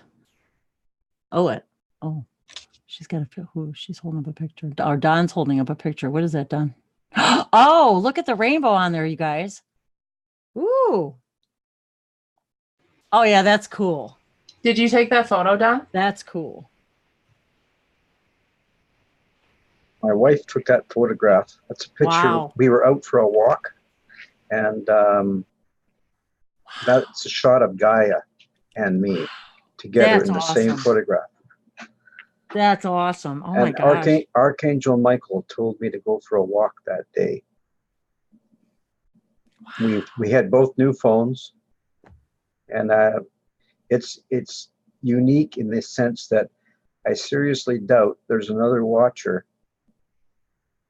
with this type of a photograph. That's cool. Gaia and me, well, that's neat. You use a watcher makes worlds. I'm the watcher that made this world with that's Gaia. Awesome. Very cool. Wow. That's on my page. That's on my page on Facebook. If you want a copy, just take one. Very cool. Wow. That's really amazing, Don. Thanks for showing. It's cool because I'm seeing a lot of really interesting photos of people catching higher dimensional beings. Oh yeah, it's getting the more technology. And this is another thing that you guys, this takes this permission slip thing. This is something that my guides have said to me too many times, and the orbital beings have said to me, you guys created your technology, you guys are creating it as a permission slip to actually have conversations with us, but you're doing it in a way that's little baby steps so that you become okay with this communication. And the first way is that you've begun to build technology that allows you to see us and communicate with us through photography and videography in a way that we couldn't before. This is how we will begin first contact. It has already, they've told me that since I started making the videos 5 years ago. This is how it's going to start. You're going to connect with each other because you're going to start to see things. Why do you think all of us, especially me, if you've been looking at my stuff for 5 days or 5 years, you'll see I have tens of thousands of photos of the sun alone and its rays and the moon and the water because they've been telling me all along about the light codes, that this is part of what light codes is, and light circuitry is you guys are literally changing your molecular structure from your water and your sky and your air and your sun and your moon, but you're doing it together. And it's hard to explain what they show me, but it's like this alchemy of the more you guys wake up, the more it happens, the more it's this cycle that's happening. And how the more you then begin, look how vastly advanced our technology is becoming, because the faster it becomes, the more it snowballs. And we're able to see now things like what you posted that day not too long ago. Bree, remember the thing that we shared about the being able to see EMFs and things like that? We couldn't see that stuff before in the technology we had before, but now from the Wi-Fi? Yeah, from the Wi-Fi, excuse me. So now we're Yeah. beginning to understand, look, The this stuff really, Kirlian photography. it just exists right around us, but we don't see it. We don't see the colors. We don't see the codes. We don't see the data being fed to us through the light codes of our own molecular structure. We're light bodies. So we're not, even though they don't see it, we don't see it, it's there. It's like the plants that sing to us, even though they're not, we are not even aware that they're singing. I had to laugh because I found that post too on Facebook, and it was just, I believe this morning or yesterday. May your vibes shift the whole damn frequency of the room when you walk in. That's what I found. And I thought, well, isn't that appropriate for today's discussion? I thought, well, how synchronistic is that? Here, actually, matter of fact, oh shoot, I was going to show you guys. I don't know if you can see that, but see, there's another, that's just a one picture of the sun that I think I reposted recently. It's just all these the light codes that we're all experiencing with the sunlight and it's incredible. And you can't even see these on here the way you can. But nonetheless, this is something I've been doing for years now with the sun's rays, because they kept telling me, post this, post this, post this. There's information. When people look at these pictures, there's information. There's codes being sent from all over the cosmos through this stuff. And now you guys are finally beginning to understand that. So post this stuff. All of you guys, they're telling me at that time, all of you guys that are, excited about this, post this stuff, because you're helping people wake up. And it's so interesting you said that, Wendy, because it is true. That's one of the reasons why the color of our sun has actually changed over the past, I don't know how many years. I remember when I was a kid, the sun used to be pretty yellow throughout the day. Even when it was up in the sky in the afternoon, it was relatively yellowish. It's always depicted as yellow, and it's white now. It's exactly. Now, of course, like sunrise, sunset is different, but yeah, it's straight up white. And that's because it is beaming so many different frequencies, so many different light codes, activating light codes. And what I thought was interesting is Wilma had just typed in the Zoom chat here regarding Don's photo. Awesome. I'm feeling the connection with Gaia from that light language activation. So it was, what she's referring to is that rainbow. That rainbow effect was a energetic, a bandwidth of different frequencies that displayed on the photo that is a language of light activation. By you just seeing it, you are being exposed to that specific symphony, that specific code of frequencies. And we don't really understand what these frequencies do to us on quantum levels. They activate us. It's one of the things that light language does, and everything speaks a language of light, as Wendy always says it does. So I just wanted to add, I thought it was kind of synchronistic that Wilma had just posted that, and that you just said that about the sun, Wendy. So that's just really cool. And thanks for sharing that, Don, because see how just by you sharing that, it prompted that conversation. It was funny too. I remember too, I was remembering that right as we had packed up the groceries and we're getting ready to just started the car. And I swear to you guys, I had just left the store, just talked about all this stuff. She was talking about angel numbers. And I swear I got in the car and I wrote it in my journal. I completely forgot to tell you guys. As soon as I got in the car, the song Angel Eyes came on the radio. So there you go. So there you go, Sarah, if you're watching now, or if you watch this later, see, so confirmation, angels, we're finding our soul families. And I have truly always believed that I'm an angel, that even since I was a little girl, I've always believed I was an angel, that I had angel work to do here, that I was here to help people understand things, that I understood things when I was really little, that I didn't understand how I understood them, but they seemed so logical to me. So I just thought that was interesting. And I love this. I wanted to show this to you guys too. Just another cute little thing. Bree's going to like this. Do you have your, she does. You got your dragonfly on today, don't you? Of course. So my sister, hi, everyone. I don't know if she wants me to say her name. I almost said it. she always made greeting cards. I think I mentioned you guys too. She's always made greeting cards by hand, and handmade ones and per order and stuff. And well, then she had a brain aneurysm, and had was now paralyzed in half of her body, and she was right-handed. So she said, one day I want to be able to make cards again. And she did start making them again with one hand. And so I wanted to show you guys this. She had made this for me many, many years ago, this greeting card. I don't know if you can, and she hand put all of this stuff on here, but it's all dragonflies. And so I thought that was really synchronistic. And this is years. She made this years ago for me. Then one day, my mom gives me this frame, this photo frame. Well, the photo frame is all dragonflies. Well, she had bought me that frame long after I got the card. And then one day I put the card inside the frame. So isn't that interesting how with the dragonflies and everything? And then I found another dragonfly card. And it happens to have Bree, a blue dragonfly on it. Oh, that's and so Cindy beautiful. and my sister also made that. Sorry, her name's Cindy. I guess we're out of the bag. So there you go, Cindy. So my sister's name's Cindy. So anyway, but this is another thing about not only the synchronicities, but one of the most deepest conversations I ever had with one of the animal totems was the golden dragonfly, which I mentioned to you guys before. And then Bree has been talking, was here. And then I've been talking to the blue dragonflies. I sent her a picture of a blue dragonfly yesterday.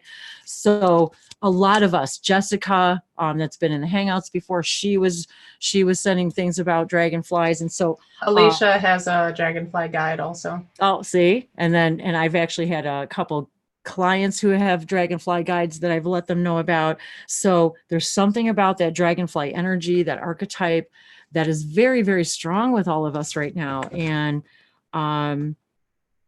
so yeah, it was very interesting how all of these things, like Bree was talking about the sage, and how we really can connect to this stuff even without it being in our room. And they even said to me, or in our presence, and they even said to me, Sage said to me that day, why do you think one of the reasons why even the word sage and the color sage and the fact that you chose to be a Sagittarian this time around is because you are a sage.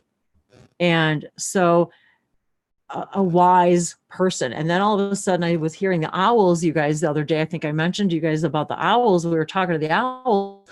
Well, now I'm seeing owls all over the place. I bought an owl. I found 2 owl things in the store. It was just, once we begin to acknowledge that we're connecting to these, we'll sit out there and actually have a conversation with the owl, in owl talk. And it's like, I know for sure we're having a conversation. Now, it could be that he's talking to his pal over there in the woods, and I just think he's talking to me, but but it sure feels like he's talking to me. Gosh darn it. Oh, you're funny. Well, like when I was at your house, those 2 dragonflies, that video that I posted on my YouTube channel, they must have stuck around for like an hour. I think that video was kind of long, but they stuck around for a lot longer than that. Even so today, when I was meditating today, they've got a bunch of them. They're flying together. They're literally like attached to each other, and they're mating.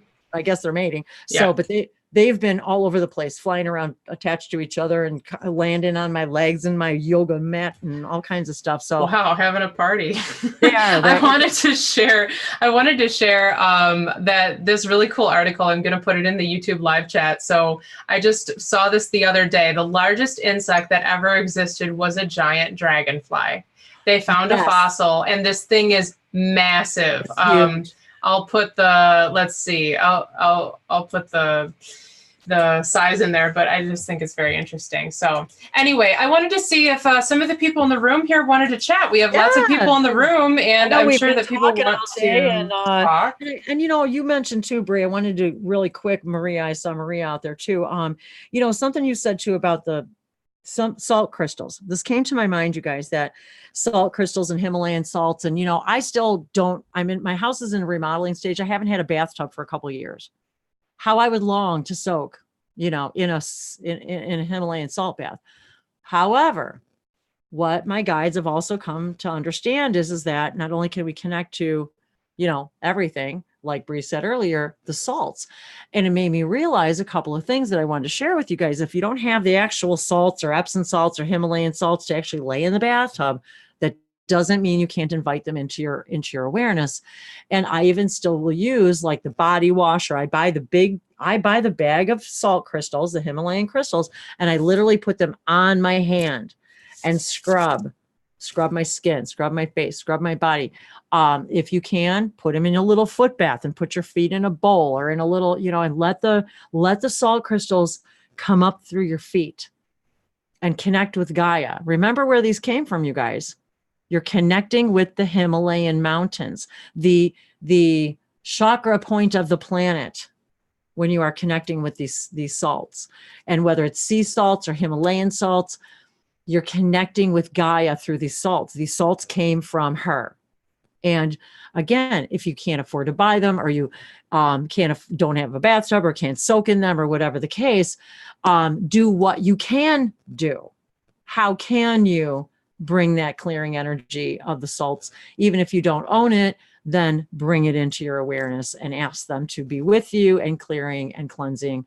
We're beginning to understand, we're all channeling.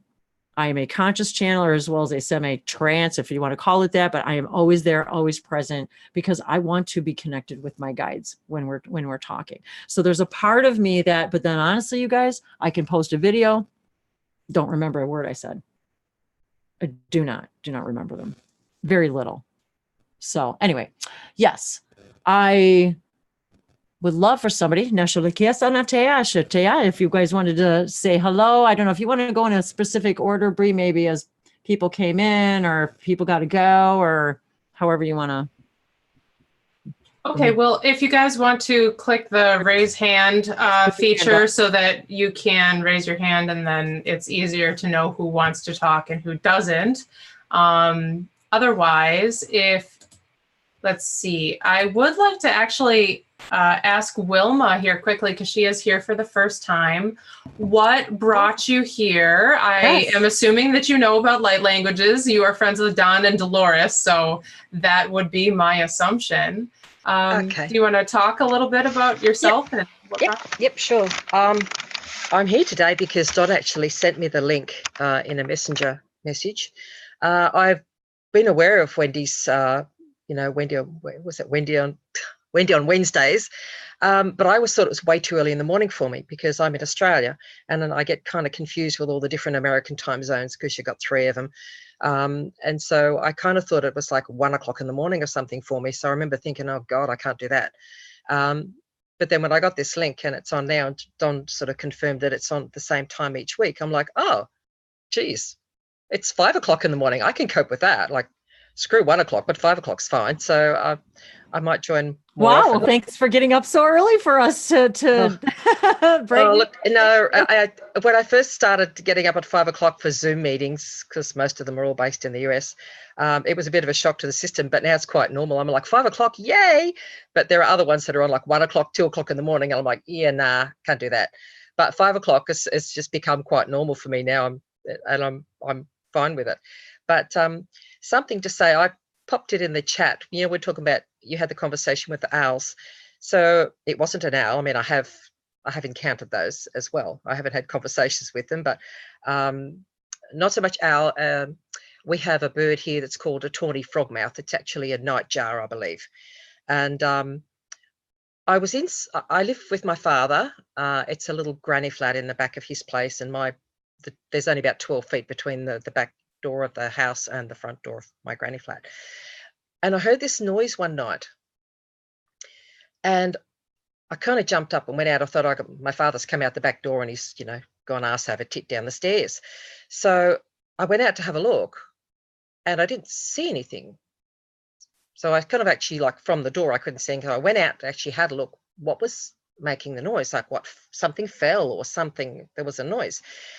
And as I went out, on the external windowsill of the window of the back of the house, there was one of these tawny frogmouths sitting there. And I was really surprised because I really didn't expect to find one in like suburban Sydney. So I was a bit like, whoa, like, what are you doing here, kind of thing. And we just kind of eyeballed each other for like 5 minutes. Like, I didn't move, he didn't move. We just eyeballed each other. And then I was just like, because I think he may have banged into the window and he was sort of sitting on the windowsill, like recovering. So I wasn't going to upset him by doing anything. We just eyeballed each other for about 5 minutes. And then I said, well, I'll leave you to it. And I went back inside because I knew what the noise was. But last week, and I popped that in the chat, I was with a friend. We went to, a river about 20 minutes, half an hour drive away to the nearest river. And as we were walking along, there was like a little paddock with some horses. And I immediately broke into light language. Like, I spotted this horse and I'm like, oh, blah, blah, blah. And it was with its mother, because I think it was even though it wasn't a like baby foal, but I swear it was like, with its mother. So it was like a foal of some sort. And it heard me and it turned around and walked over to the fence towards me. And so I went over to it and I was just stroking its head and talking to it. It was trying to like eat my fingers. But just the whole time I was talking to it, I was just sort of, embracing its sort of, the mouth area of it. And he was like, nuzzling at my fingers with his lips and everything. And I'm just talking to him. And then we like, eyeballed each other. And it was just like, I mean, he didn't make any noise, but I really just felt like there was this communion going on between us. And it was just so nice. Actually, my friend took some photos of me with the horse that I was able to look at later. And I could really feel that connection with it. That was really cute. And when I say talk to or had a conversation with, that's exactly what I mean. You felt that connection. And yes. it's not words necessarily. It's a knowing. That horse knew you were in that moment in your purest light. And that's what it saw. And I find it even, I love the synchronicity that I'm a Sagittarian, half horse, half human, man, whatever. And that this is the first time you're here today. So and Bree has Sagittarius in her chart as well. So we're, so anyway, it's very interesting. I just, all of a sudden I felt that connection. But because I've always felt very connected to horses myself all of my life. But the point is the way you described that, the way it walked over to you. And it's as if you just had this connection. That's when I say I had a conversation with them. Now, I'm not saying that there aren't times when I'm sitting having this experience with an animal that I do hear things. Do I know? Is it them talking? I'm not exactly sure. Information will come through, or I'll even hear like something like, or maybe it's a feeling more than a hearing, like words. It's because our psychic abilities are being, lighting up right now. And so we're really opening up and amplifying all of the psychic abilities, our hear, our smelling, our taste, our touch, our experiences. And so, but it's almost as if I feel like my heart opens up and like I know for sure this being is communicating with me. And I will even hear like, I love you, or thank you, or even certain messages, and I can't explain it. And it's sometimes really hard to describe, but as you described it, as you're just speaking light languages and then it walks over to the fence, it's like, you can't deny that connection. Yeah, it's funny. I do seem to get triggered by animals. I was once at once a year they have here locally it's like a medieval fair. And anyway, and I was there, and at one of the little stalls there was a lady. She had this little white dog, and this was the first time this had actually happened to me. I'd seen this little dog, and I always used to say, "Can I pat your dog?" Because I love animals. And as I went down to like pat the dog, I started to speak light language, and like it just burbled out of me. It wasn't planned or anything, and I was patting the dog and everything. And the woman afterwards, like, she didn't hear me do the light language because that was kind of like under my breath. But she said, wow, like my dog's like really doesn't usually let people pat it, like, so that was unusual. Well, that's a testimonial all of itself, Yeah, actually, and that reminds me of another time, which was first time I'd actually sort of physically contacted a horse, because as a child, there'd been an accident at the end of our street and somebody'd been bucked and there was lots of blood and stuff on the ground. And I used to have to walk past there to go to the shop to get milk for my mum. And I didn't see it happen, but I heard the story. And so I was like scared of horses from that. Anyway, about 4 years ago, I was visiting a friend, and she's staying at a farm, and one of the ladies on the farm, they had a horse, and she'd been riding it, and I sort of came upon her and sort of said good morning, and I think I'd probably gotten over the fear of horses. So anyway, but I was there, we were sort of talking, and it was just a natural reaction. I just reached out and started to stroke the horse's back, and as I was doing that, its skin sort of, I don't know, I can't even describe it. It sort of had this little quirky skin reaction thing that it was doing as I was stroking it. And she turned and looked to me, and at that time I wasn't Reiki tuned or anything like that, but she turned to me and said, "Are you a healer?" And I said, no. I said, I kind of aspire to be a healer, but not aware that I am one as yet.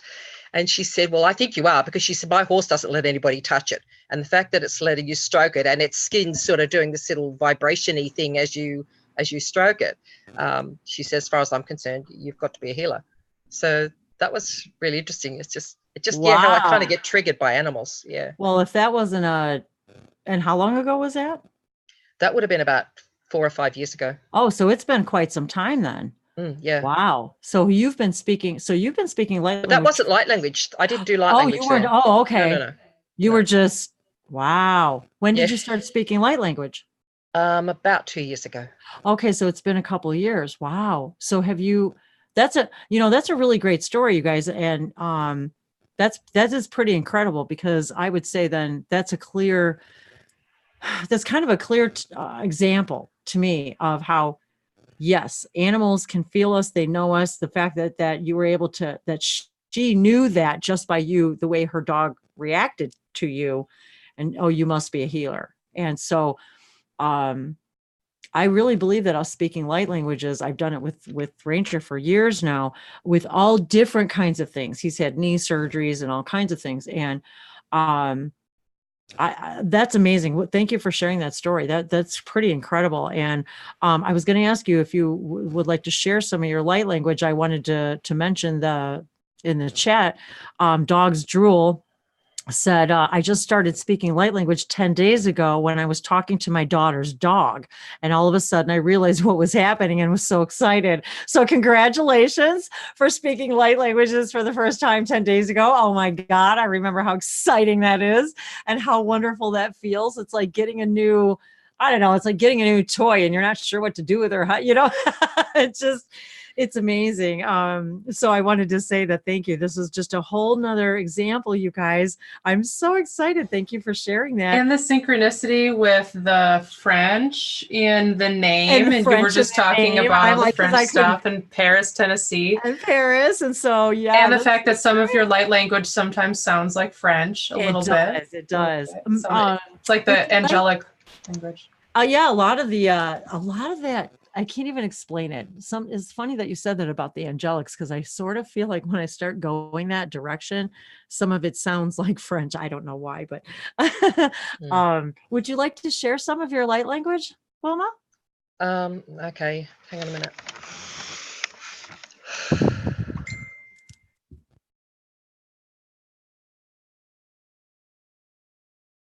Oh, I think this is going to be a Mother Earth connection. Sorry,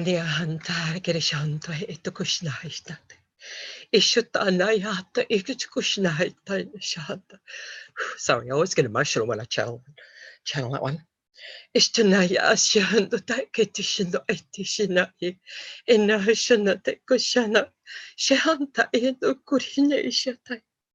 Oh my God, she's got so much love.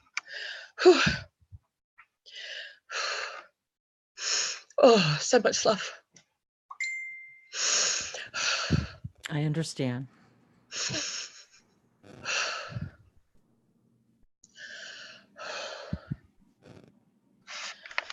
Yashoto Sivalia Sanasete Elikia Vashana Seta Kia Vashase, Sivajana Yashan Valiana Vakia Tarikila Javasete, Zemoshona Tele Ija Chia Tarikiva Jenese.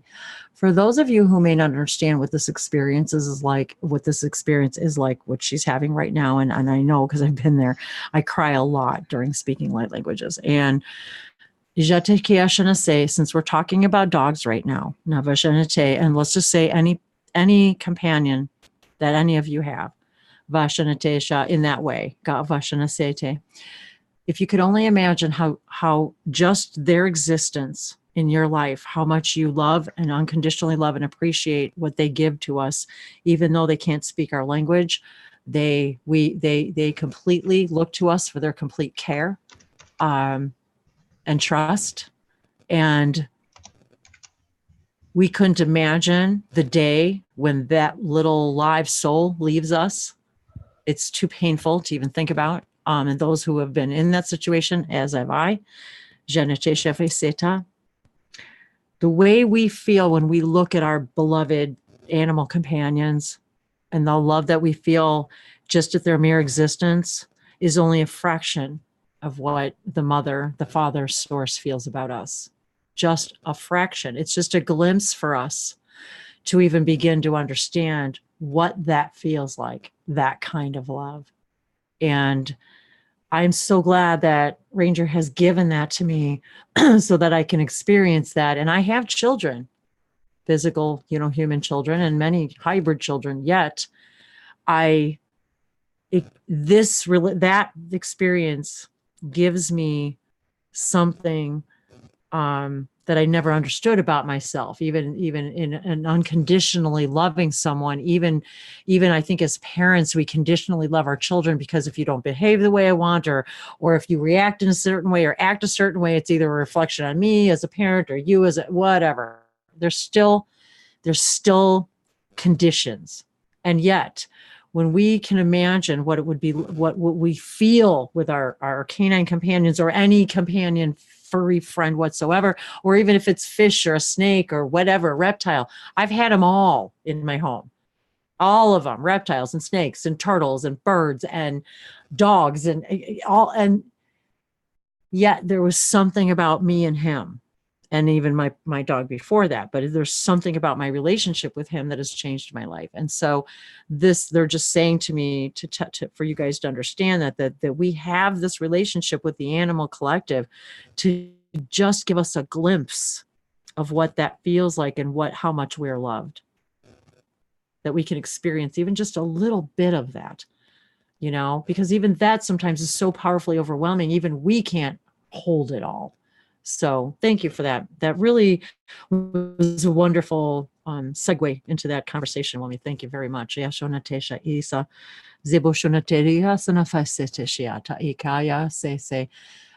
yes, light languages can become very, very emotional for me as well. And I will find myself even, say, looking at a comment from somebody who's commented on a video, say from 2, 3, 4 years ago. I will sometimes go back and listen to a few minutes of the video just to remind myself what the video was. And I've burst into tears myself. And I'm the one speaking the light language. It's like that is a very strange experience. It's as if it's not me talking, because it's not really me, but it's me, all of me and all of you and all that is. It can be a very emotional experience. So I'm glad that you brought that up. Thank you very much. Thank you for being vulnerable and open to that and safe. That's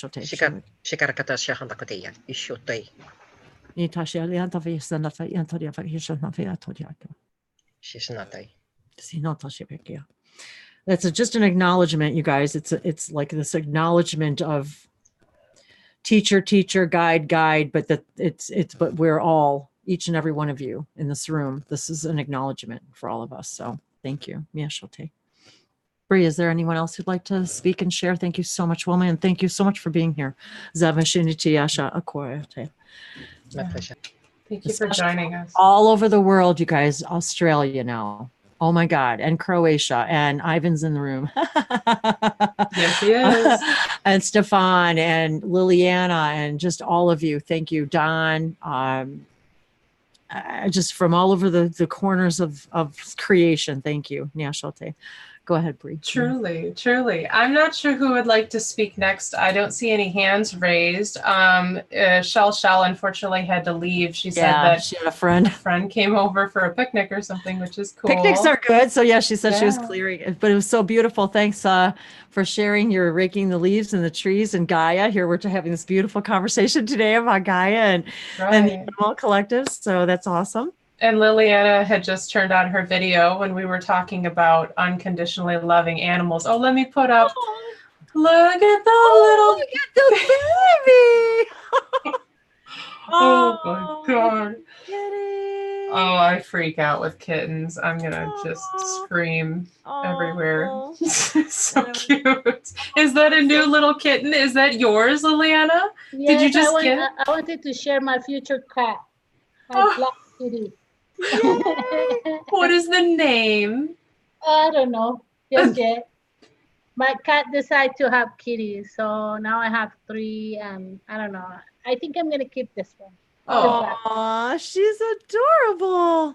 Amazing. Oh, black cats are very dear to my heart. I had a few growing up. Thanks for showing us. That's so You're cool. welcome. Oh my gosh. Liliana. I wanted to bring some smiles.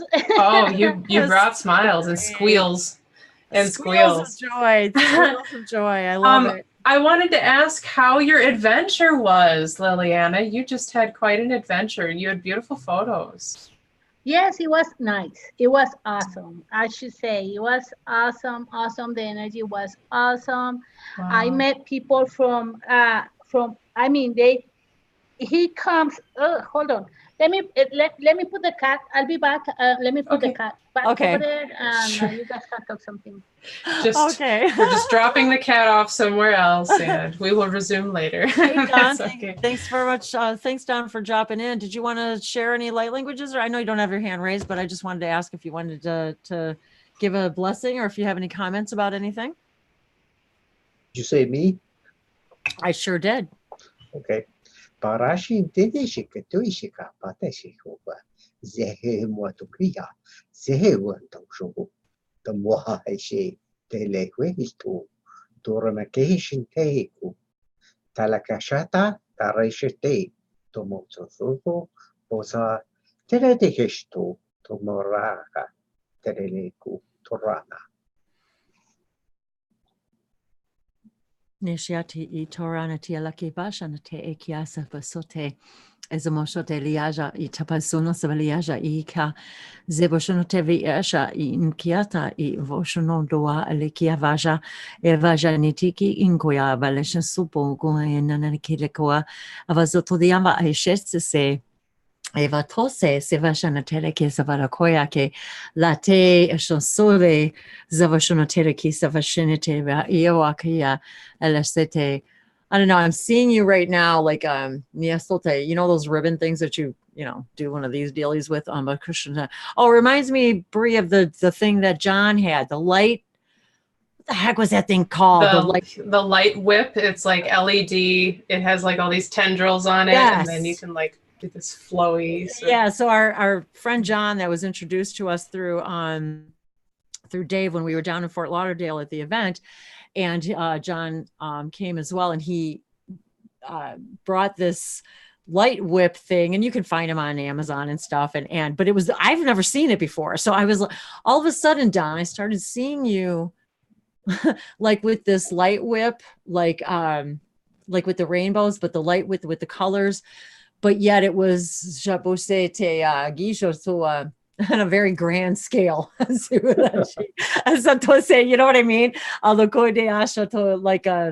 Like you said, creating Vajate, creating worlds and creating universes, and Javashete Shiataki Zete, and I've even had dreams, and I know this may sound strange to you guys and maybe even a little weirdly ego-y, but it is, I'm just passing it along. But I have actually had dreams where I've been doing that, where I've literally been just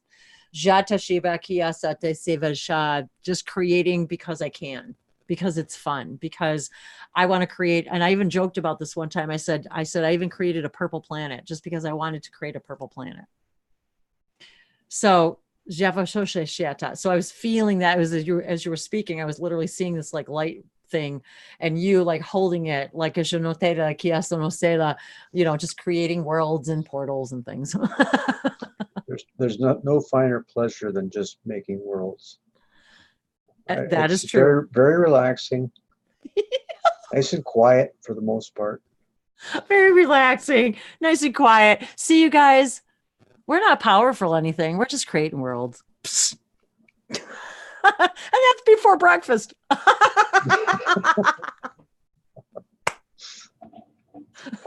Populating universes. Yeah, you know. Making a few homes. It's like, oh, I think I'll rest now. What should I do after lunch? You can change into a fractal and settle on one of those worlds and spend a lifetime there, like I'm doing Exactly. now.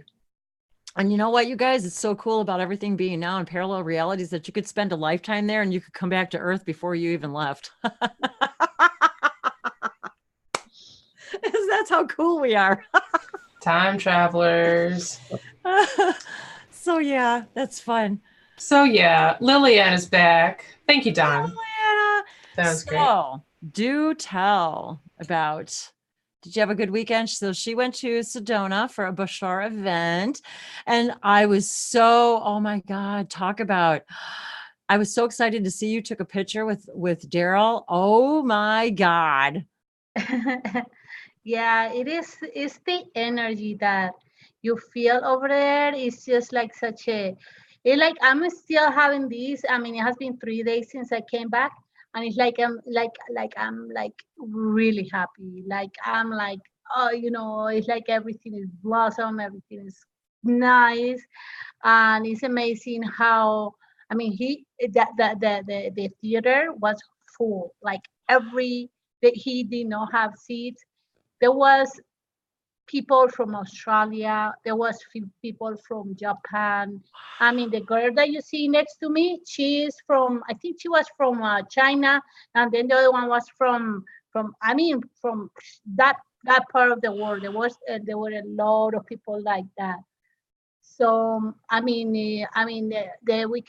can see that with that, so many people is into that energy, into, yeah, this is true, and this is the way things are, and this is the way reality works, really. So it is amazing. And the mountain that he put, that's where his ship is. That's Bird Rock. So that's the reason I went over there. I'm like, okay, I'm gonna climb it. I didn't have too much time, but I went halfway and I took a lot of pictures.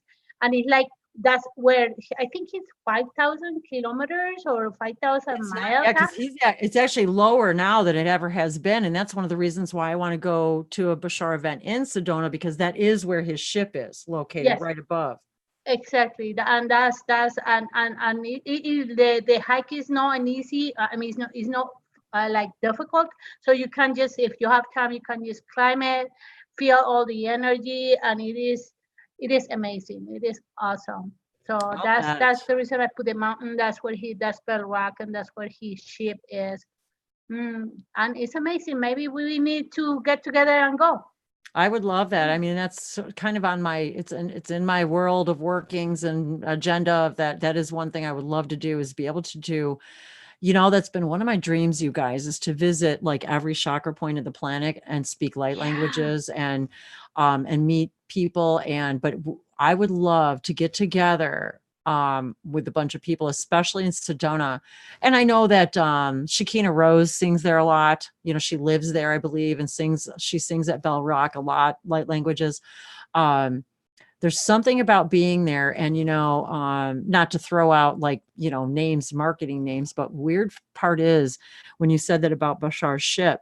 Many years ago, when I found out Bashar's ship was above Sedona, and someone asked him one time in an event what its name was, and its name at the time, and I don't know if this is still the case, but he says his ship's name is Nexus. And it was funny because all these years, that's the only shampoo I've ever truly bought was Nexus brand. And I thought, okay, this is very bizarre. Like, I'm washing my crown chakra with Nexus, right? And I'm like, talk about permission slips. So as soon as I heard that, I was like, well, no wonder, and one day somebody asked, well, can I come on your ship? And he's like, well, sure, come on in. And, he says, all you have to do is ask. And and I'm telling you guys, I went into a meditation one day and I just said, yeah, I want to do that. And I think it was because I was not so serious about it. I'm telling you what, you guys, it was like before I knew it, I was on his ship. He was showing me around. He showed me the controls. Oh, wow. He showed me how the controls disappear when he's the only one who can see them. It was weird. And we went for a ride. I was crying in my meditation because it was so real. It was so real for me. And I thought, wow, how could the power that we have to be able to do this stuff is pretty incredible, you guys. And it's just 333 my time.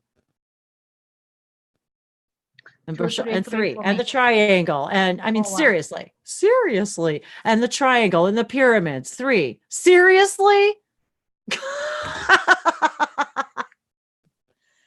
You have got so much beautiful energy around you, Liliana, and you are at a new point in your life. And I just met somebody the other day who is also like ex-military, but they're still in, but they're out, you know what I mean? And I'm just like, I just feel this, and she's out, and now she's putting herself out there in the world too as a healer. And so I thought of you right away, and I thought, what a beautiful, you are beaming since the last time I saw you. Uh-huh. Yeah, I feel a lot better. I mean, I'm done with that thing, and I think that was holding me back a lot, and that's the reason they kicked me out. It was just enough. But the book is still on my mind. Exactly. So I feel so excited about you and your new endeavor, and your new journey and all that. And I really think that you going there and connecting with that, and that was the best thing you could do. Yeah, it was awesome. Really, we should get together and see how we can go on trips. It wasn't that bad expensive, No, and yeah. Hey, and now that I've got a buddy, Bree'll fly anywhere with me. Yeah, we can just go and fly. I mean, he will. Really. I mean, if I tell her I'm going, I was, isn't a friend of ours, isn't Jacqueline's thing next year, Bree, in June in Colorado? Yes, it's in Colorado. And she is, and speaking of Yvonne Perry, who Zinnia said in the live chat, she likes Yvonne Perry, or she knows her or something. Yvonne Perry is going to be one of the presenters. It's going to be a small little conference. And yeah, Jacqueline Smith, our friend, is one of the speakers too. And so she's an animal communicator, and she's written a book on animal communication called Star Origins and Wisdom of the Animals. And it's an incredible, incredible book with channelings. The Animal Collective essentially came to her, was like, yeah, so can you write messages from us to humanity? Because you guys need it. And she's like, okay, sure. So she wrote the book. so yeah, I forgot about that she and Yvonne Perry are going to be there in Colorado, because I thought about that. I said, well, she may be watching, but I thought, oh, maybe, I was like, oh, wouldn't that be fun if we surprised her? Just show up in Colorado, go, hey, hey. Yeah, I would love to. Yeah. Yeah. And that's exactly what I was going to add to the animal. To what was her name? Wilma. I mean, it is like that is for us humans to communicate with animals is so important, because, I mean, if they get sick, let's say, and I study veterinary medicine, if something happened to them, I mean, we don't know. I mean, veterinary medicine thinks they know, but they don't, because the same problem with the human medicine. The only thing they focus on is the physical reality that they live on. But they are mind, they are heart. I mean, they are mind, body, and spirit, the same as us. So people like you, and that, I think that's one of the gifts that I have asked for to have for the longest time, is like communicate with them. Because they need us, we need them, And that is important, understand them the way they are, not just the animal right there. That, it's not just that. I mean, there is a lot more than what we can see with our own eyes, than of them, if I make sense. Absolutely. You guys, I've been speaking light languages to Ranger ever for as long as I've been speaking light languages. And he actually, he like, I can give him commands in light language. He knows what I'm saying. I don't know how he knows, but he knows.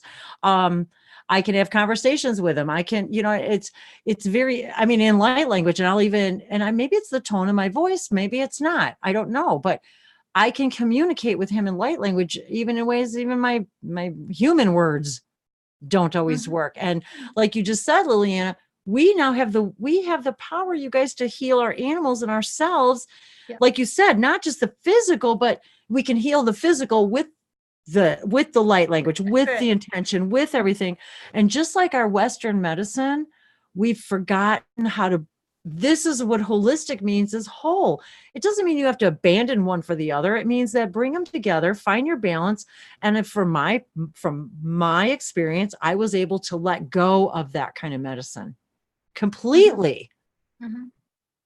Yeah. And now I'm trying to do it with my dog, so this is so, yes, exactly. So many levels. And she does. Okay, good. You do have her YouTube channel. And Liliana, are you still using your website to do some of your work? Yes. Yeah, I'm gonna start doing now more stuff right there. Good, because she's got a lot of great projects and ideas, and she's got a great website. Liliana, if you could let everybody know what your website is, and then make sure you post the link to it. Yes. Okay. I will post the link. Thank you, Wendy. Is it under Infinite Possibilities? Infinite Possibilities.world. Okay. So I just wanted to let you guys know that too, that she's got a lot of good work going on. She's very, very educated and has a lot of knowledge and a lot of things to share. And I can just begin to see what you've got to share. So I'm very excited about your whole new your new journey. Finally I'm here. And this, you guys, I just wanted to say to you guys, with Liliana here, you guys have no idea how long it took even for her to be comfortable just to be here, be on camera, talk on camera. She's still even afraid to go do things on her own on camera. So yeah. I mean, seriously. So this is huge for her to be here and talking. And so this is really great. Thank you. I think I need your support 100%. I'm like, Wendy, I need this. I'm always here. Got me here. And I'm always here for you. I'm always here for all you guys. And that's what was so exciting about meeting people, in the 3D this last weekend is that now I have a physical support, and I've gotten to meet you guys and getting to meet you guys, and that you going to that event and meeting people from all over the world and connecting with other people who are like that and like-minded. And so that's why I love doing this. I really do. And so thank you so much. You're just gonna blossom in all kinds of ways. I see it already. Yeah, and one thing is that's what happened to over there. It's like, I mean, it like Bashar is all the way on the internet, and it's all over there, and it's over there. You can't see it, but when you go to that place, it's just like so many people. It's just, this is real. This is not just me driving myself nuts or believing that something that is not real. It's as real as we can. Everything, I mean, what he says is real. I mean, it's not just our imagination. I mean, it is our imagination, but it's right. physical, if it makes sense. God, you guys, I can't even imagine what the last 5 years have been like, or even like say the last 10 days. Somebody just started speaking light languages 10 days ago. Can you guys imagine your life, like 6 months ago, a year ago, 2 years ago, 3 years ago, or even, I can't even imagine what 5 years from now is going to be. If this has taken us all this far, I'm shaking hands with our ET friends, and I was loving Wilma's picture too behind her. I love the Native American with the ET behind it. what a great picture, because so many of our Native Americans have said they are our family. The stars are our family. The seeds of our language are from the stars. Check that out. Ain't that cool, you guys? So there you go. That's a perfect representation of they already knew. They knew what we're finding out and we're remembering, and they've been teaching us all along, and they were guided by the stars and beings of the stars. And can I just add something about that picture? Oh yeah, go ahead, Picture Wilma, behind please. me was drawn by a friend of mine. She channels these spirit guide drawings. So the Indian is my main life spirit guide for this life, and the Arcturian is my channeling gatekeeper. So yeah, that was just to explain that picture. Excellent. And I'm glad that you brought that up, because I also have more than one Native American guide that they've showed me.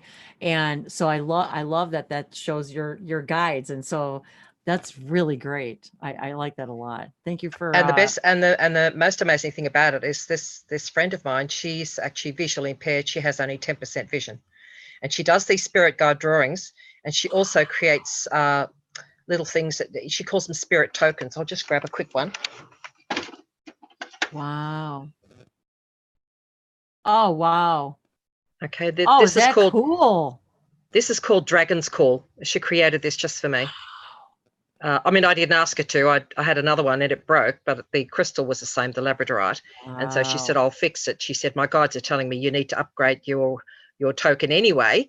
So, and then when she finished it, she sort of rang me and she said, guess what I've just done? She said, it's become a dragon.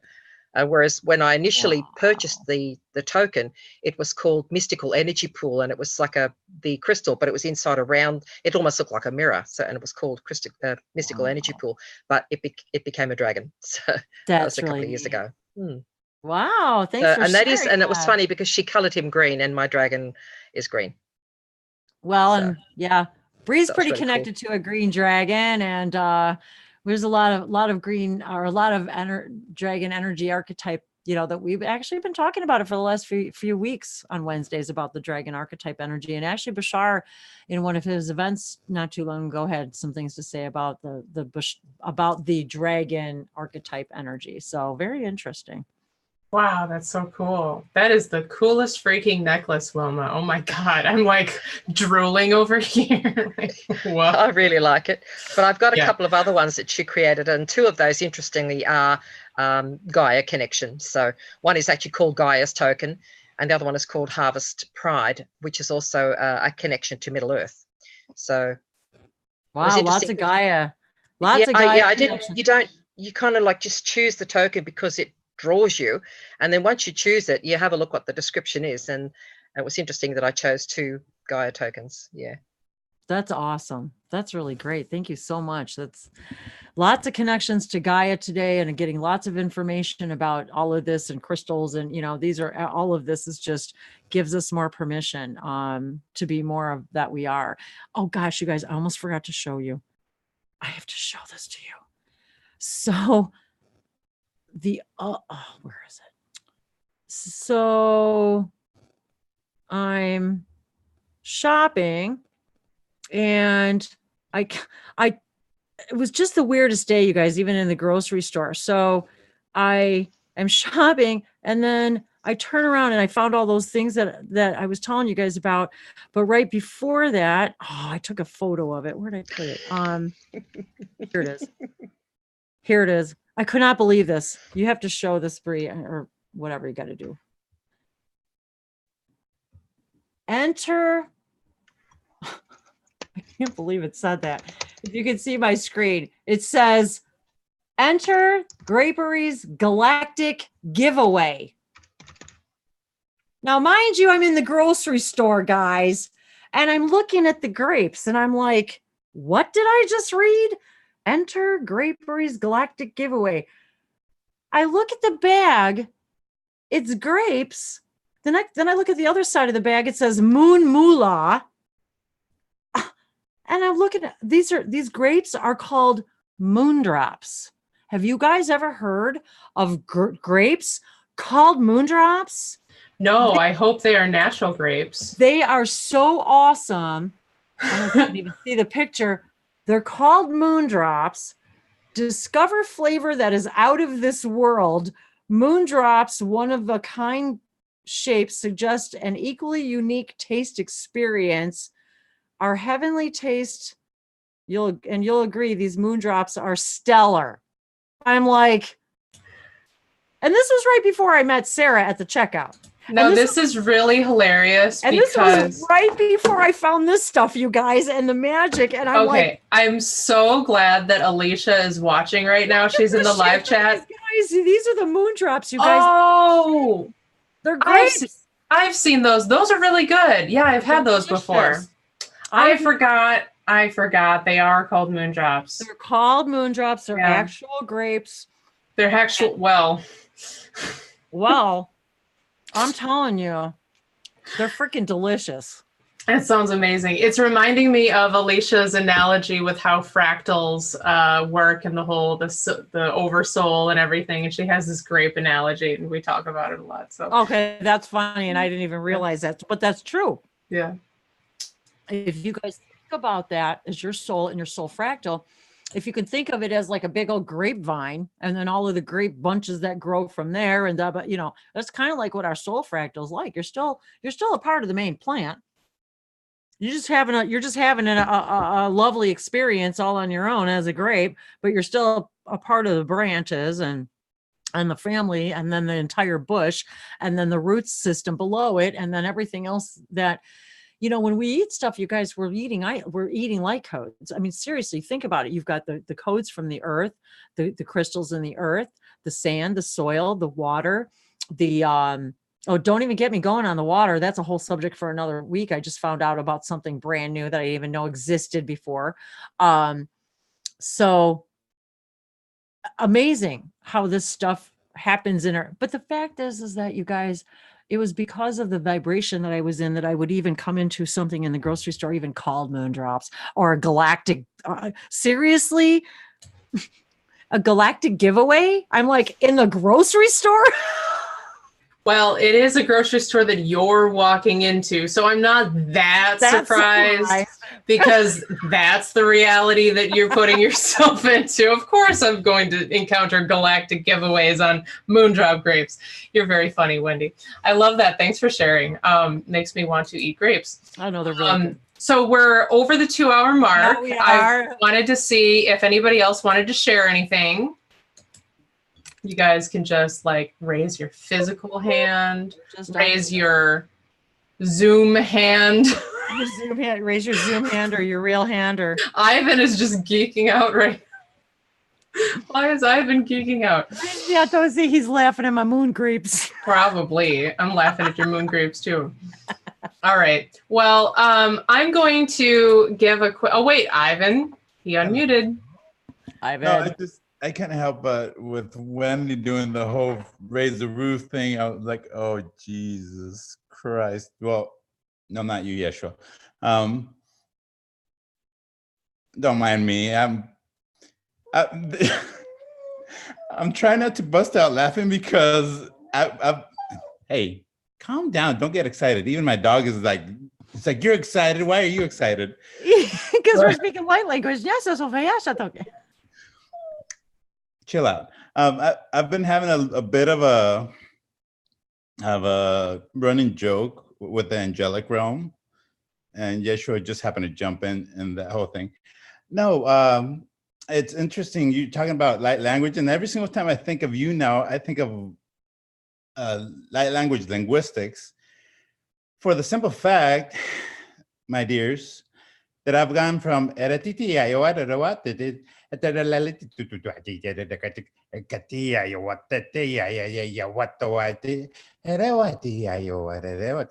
like, what am I, freaking music box of light language all of a sudden?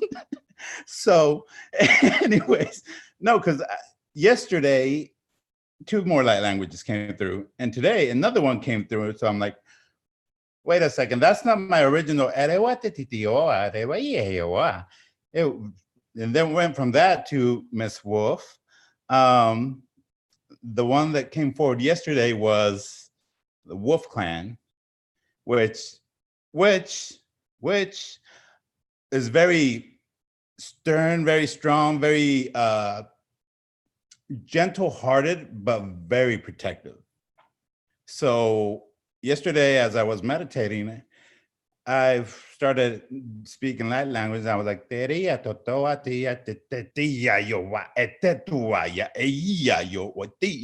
like, so automatically, I kind of freaked out a little bit.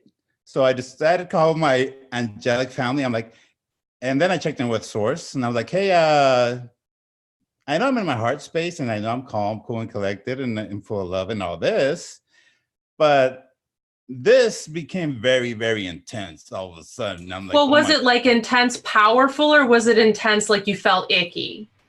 No, intense, powerful. Well, there you go. That's, yeah, that happens. You know, if you bring through something and you feel nasty, bring it, well, then don't bring it through, you know? That's one thing that a lot of people, they have that question, Ivan, and they wonder, what is it that I'm bringing through? Is it good? Is it bad? What is happening? It is your higher versions of yourself in higher dimensions in many different ways and fractals and everything, speaking through you the best possible things that could possibly come out of your mouth, the best possible energies, like the most incredible, like high vibrational, good for everybody, good for the planet, good for you. And knowing, like, it's always been a knowing for me. And I know what you mean about feeling different when you're speaking it, because I have the same thing when I'm like, Kisuto shuhu no huiki, is a very different feeling than Rasha Raishe, you know, but it's a different, it is different energy. It's different, different aspects speaking, right? And I think it's really cool, Ivan, because you're going through exactly what I did too, where it's like, wait, what's happening right now? To add to this synchronicity, I've been getting this connection with the gray wolf. And mind you, my first meditation I ever did was going into this magical forest and meeting one of my spirit guides, which I know is a gray wolf. It's actually a dire wolf, if you're familiar with wolves. And then yesterday, my higher self was like, because I got this Dora the Exploradora freaking joke going on with the angelic realm. And he happened to call me, okay, Diego the Exploradora. I'm like, really? Are we going there today? Is there not a day that I'm not going to get messed with? But anyways, I was having fun with that. And as I was eating a vegetarian wrap, for some reason, the image of a triceratops came to my head. And I'm like, that's interesting. Automatically, I stopped. I'm like, wait a second. That's one of my past lives. So I was a triceratops. And I got yes. I'm like, okay. So what was my name in that life? Diego. I'm like, get the. Anyways, you know what I mean. And then afterwards, the gray wolf came again. And my pet, her and I guess, have that connection in that lifetime. But then again, I asked again, okay, so what was my name there? And I got Diego. I'm like, oh, that's why you meant Diego the Explorer. Go explore and find more about yourself. So last night during meditation, whenever I felt this very strong presence, I almost felt like I was back in the Marine Corps because of the intensity. And I was like, okay, just in case something that's not of love and light, and I know it was fine, but because of the intensity, it was really catching me off guard. I started calling all my angelic family, and I know exactly what I saw around me. I'm like, everybody got their popcorn because this is going to be good. And I'm like, are you really, guys? Really? Since when have I been your ongoing show? When, as a matter of fact, I've become their ongoing show all the time. And as I'm just letting this energy flow and blah, blah, so on and so forth. Afterwards, I asked my higher self, I'm like, hey, so that lovely love language, it was intense as heck. And very, very kind, very loving, but very protective. Is one of those you do not mess with my family type of feelings. So my higher self was like, that was your dire wolf. That was Diego. I'm like, oh, that is actually pretty good. Then it dawned on me, like, that's where I get the intensity whenever I'm in the gym or whenever I if I get very serious, I'm not aggressive by no means, but I do have this presence of do not mess with me. As long as you keep the peace, I keep the peace, and let's just be all peaceful all together. And I just want to share that, just because even this morning as I'm driving to work, because usually I would speak a little bit language. I'm like, it's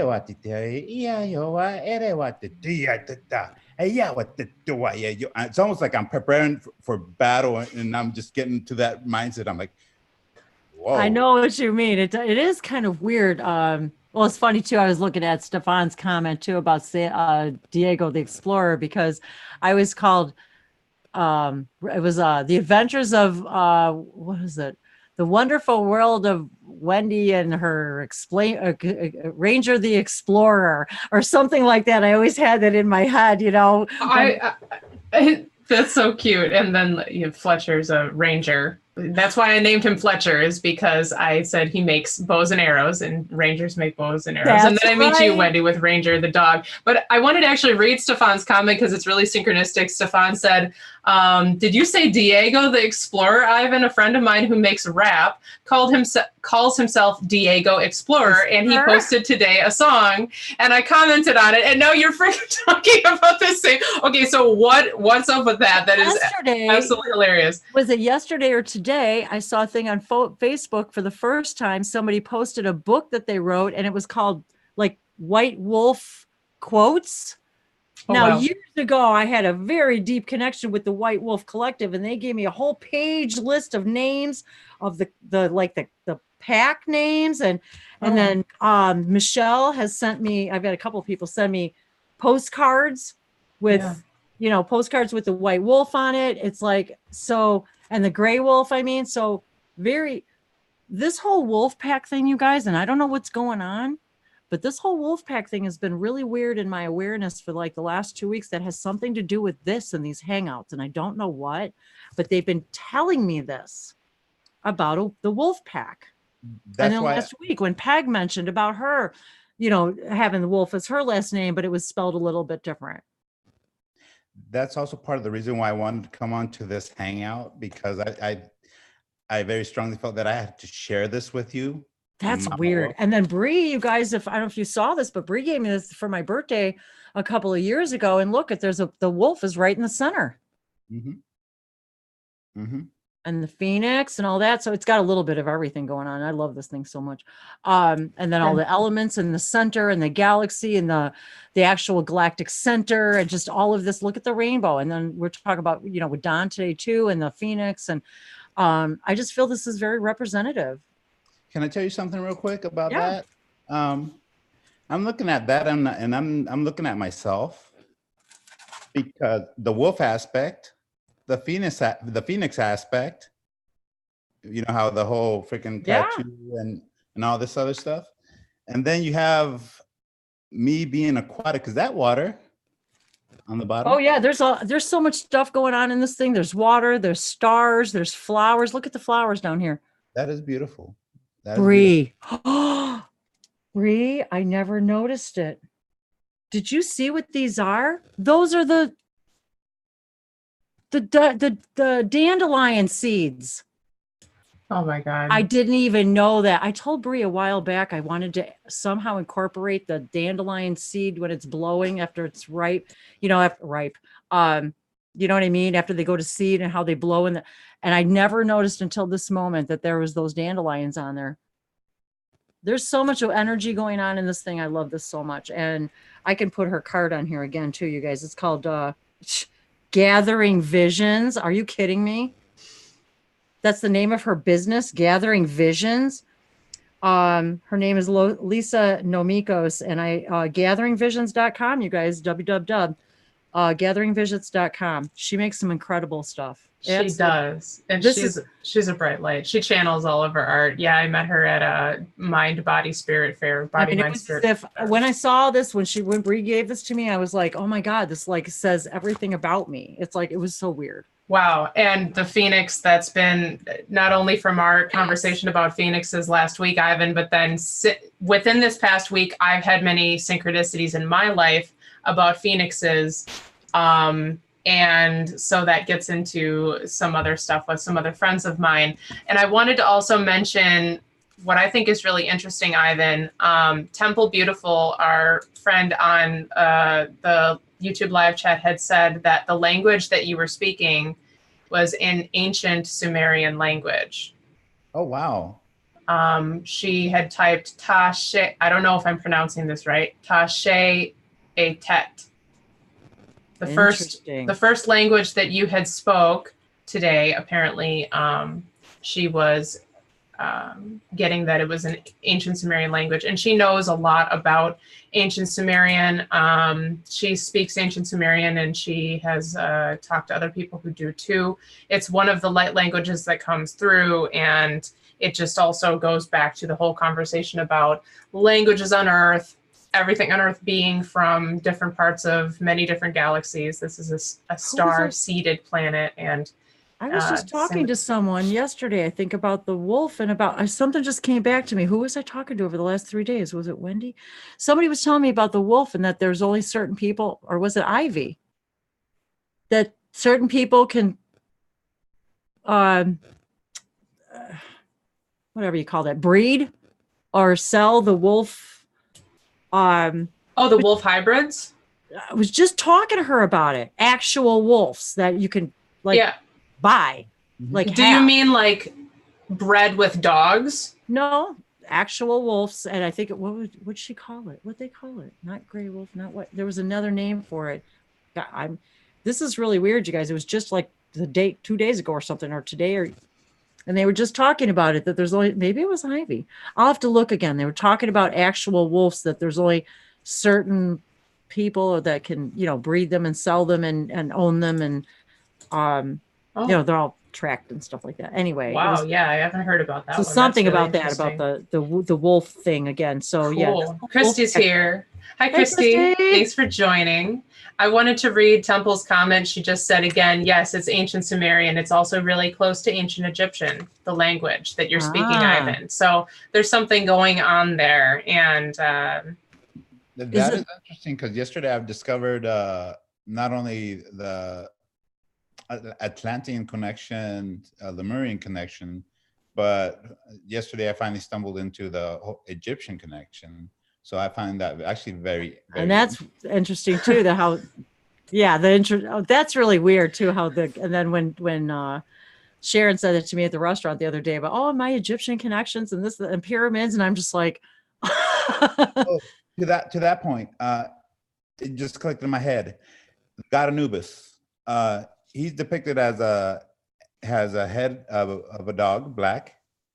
There's another god, Awewip, who's got a head of a dog, but it's gray. And I felt such a strong connection to that. Oh, I wasn't aware of that. You'll have to let me know what that is. I'd like to explore that. Because whenever I typed in Anubis on Google, I saw that it said siblings. So I clicked on that. So you have him, the black headed dog, and the other one's the gray headed dog. Oh, that's very interesting. Aju hajuma isha te iva zohaku mu hashu oa kua sisi ajve anwa hua huna oa hua ija hia kwa ai ha anu ai na anu kwa ai wa hau o omo ai wa hayaki ai na wa yaki ewa haya wa ia wa hujami ari awu uname aiki ayawahi na iwa hiugo aungo yashe ai ina wa iwa. Now, see, some of that stuff I don't think I've even ever said before. No, I've never heard that from you before. I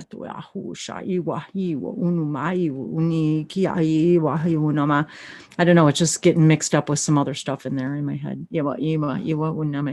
As soon as you said about the picture, Ivan, the picture of anyway, it kind of started to come through. That was weird. It's funny that you just started saying that, because even today I started doing and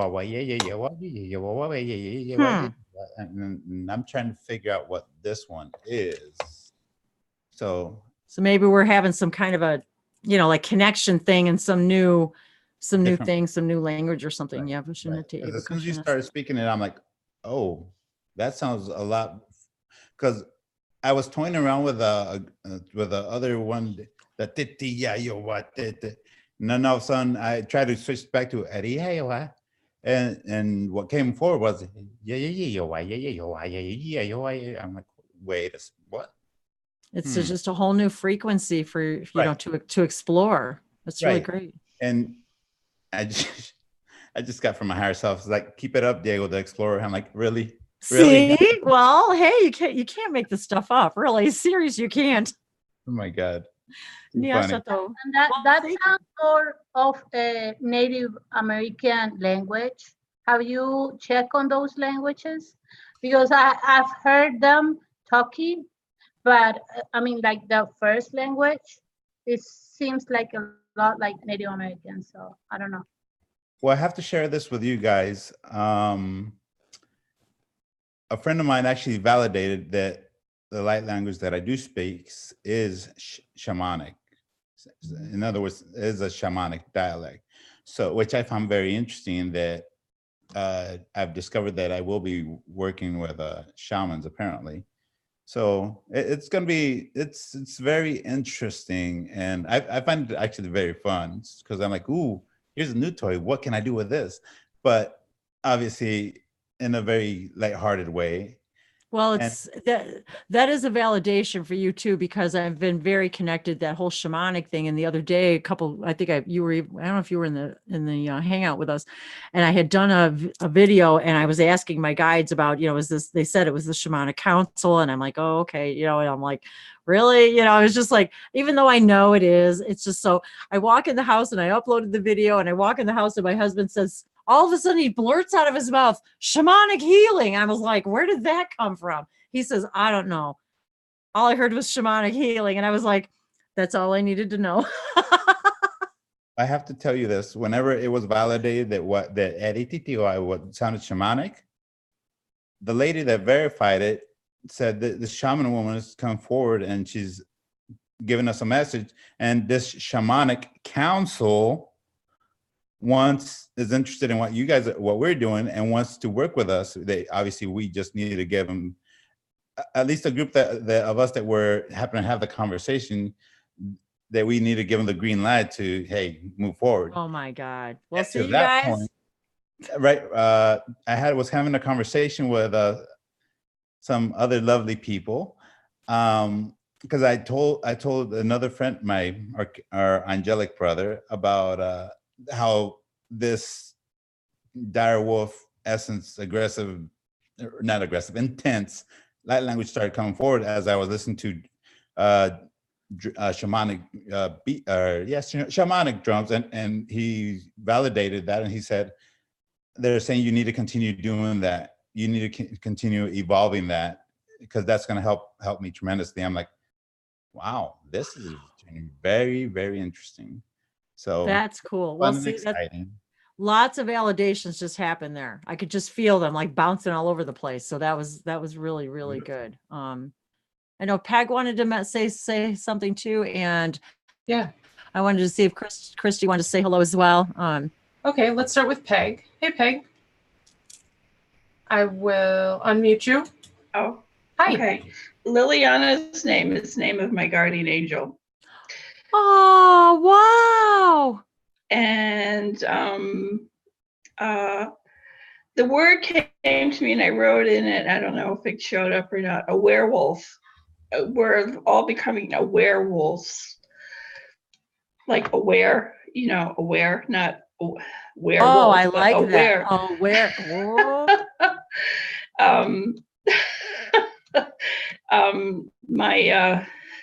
My niece says that a lot. She has a business, and because her last name is that also, and so I found that just came to me right away, a werewolf. So but it's been an interesting week. It's been testing my everything, but things are straightening out, so all is well. So I guess I'll just say a little bit of light language for that.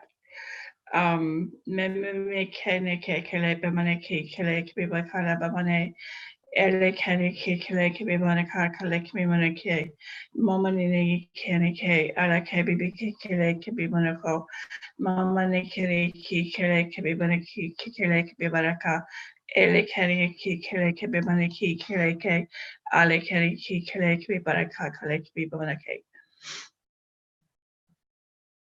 Thank you. Niata she niata ivajenia nana keata yavashinete evikasana sete I kialokopa yana nemalake sipashunate ikiata valesanateki ilakota vyashana se I toroiku noposhateki. Thank you very much. Vajunotea ashina sete sumaniana I kalakatereke vejanasate shina sita I vajanase italakisa sosopala. Miatosha.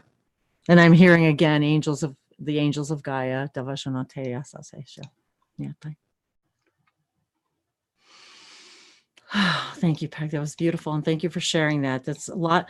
I can't explain it, you guys, just a lot of this wolf energy. It seems like I'm not the only one. So there's lots of us sharing this. This is really, really very validating and confirming for me as well.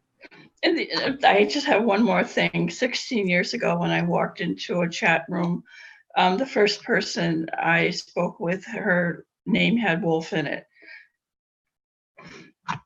Oh my God. That really freaked me out, because I was 16 years younger. But wow. But yeah, so yeah, and I really haven't been following that a whole lot, but it's like, yeah, I do have to follow that a little bit more. So I'm interested in seeing how all that evolves for everyone. Yeah, and me myself. too. Me too. Yeah. And I'm feeling like, I don't know, maybe it does have something to do with all of our connections to Sirius and the dog star system and servants to humanity. Maybe maybe that's just part of it, part of that thread. Yep.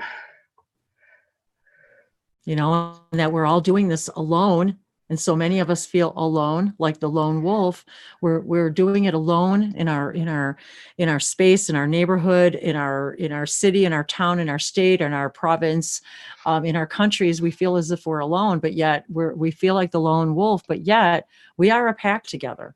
We're never separated from each other. And I think that's part of what we're feeling together now is we're feeling the support of the pack, yet this confidence of going out into the world and doing our lone work, but knowing it's for the good of the all, good of the pack. Yet we have each other, our own intimate pack family, to support each other while we go do this work. That's how I feel right now.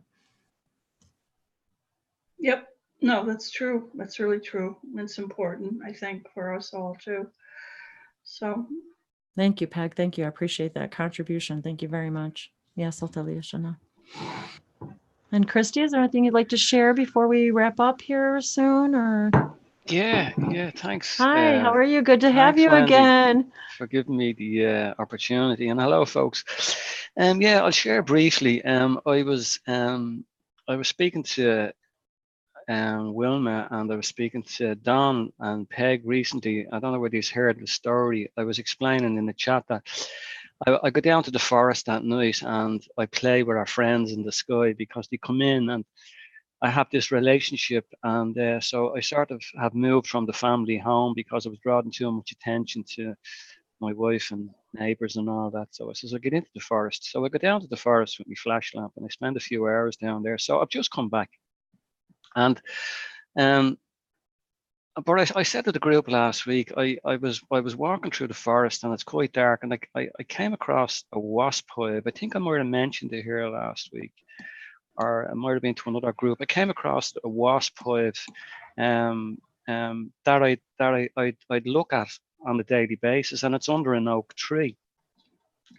And I came upon the wasp hive, and I noticed it was disturbed either by a vermin or the dog. Something got to the wasp hive and dug it out from under the tree. But I was amazed, really, because I shined my flash lamp into the wasp hive and I just seen this wall of wasps, and they were just frozen. And when I mean frozen, I was just looking at them with me light in the dark, and I was looking into the wasp hive, and they were just frozen. There was no movement out of it. Now the wall was about this size, and I was sort of saying, "What's going on here?" And then it just dawned with me immediately that the wasp was actually asleep. They were all asleep, right? And I've never seen wasps asleep before in my life. I've always come across a wasp hive like yourselves, and it would be quite active. But this wasp hive, they were just all frozen around. It's like a sheet of ice, and it was like the wasp was inside the ice. There wasn't a move at all out of them.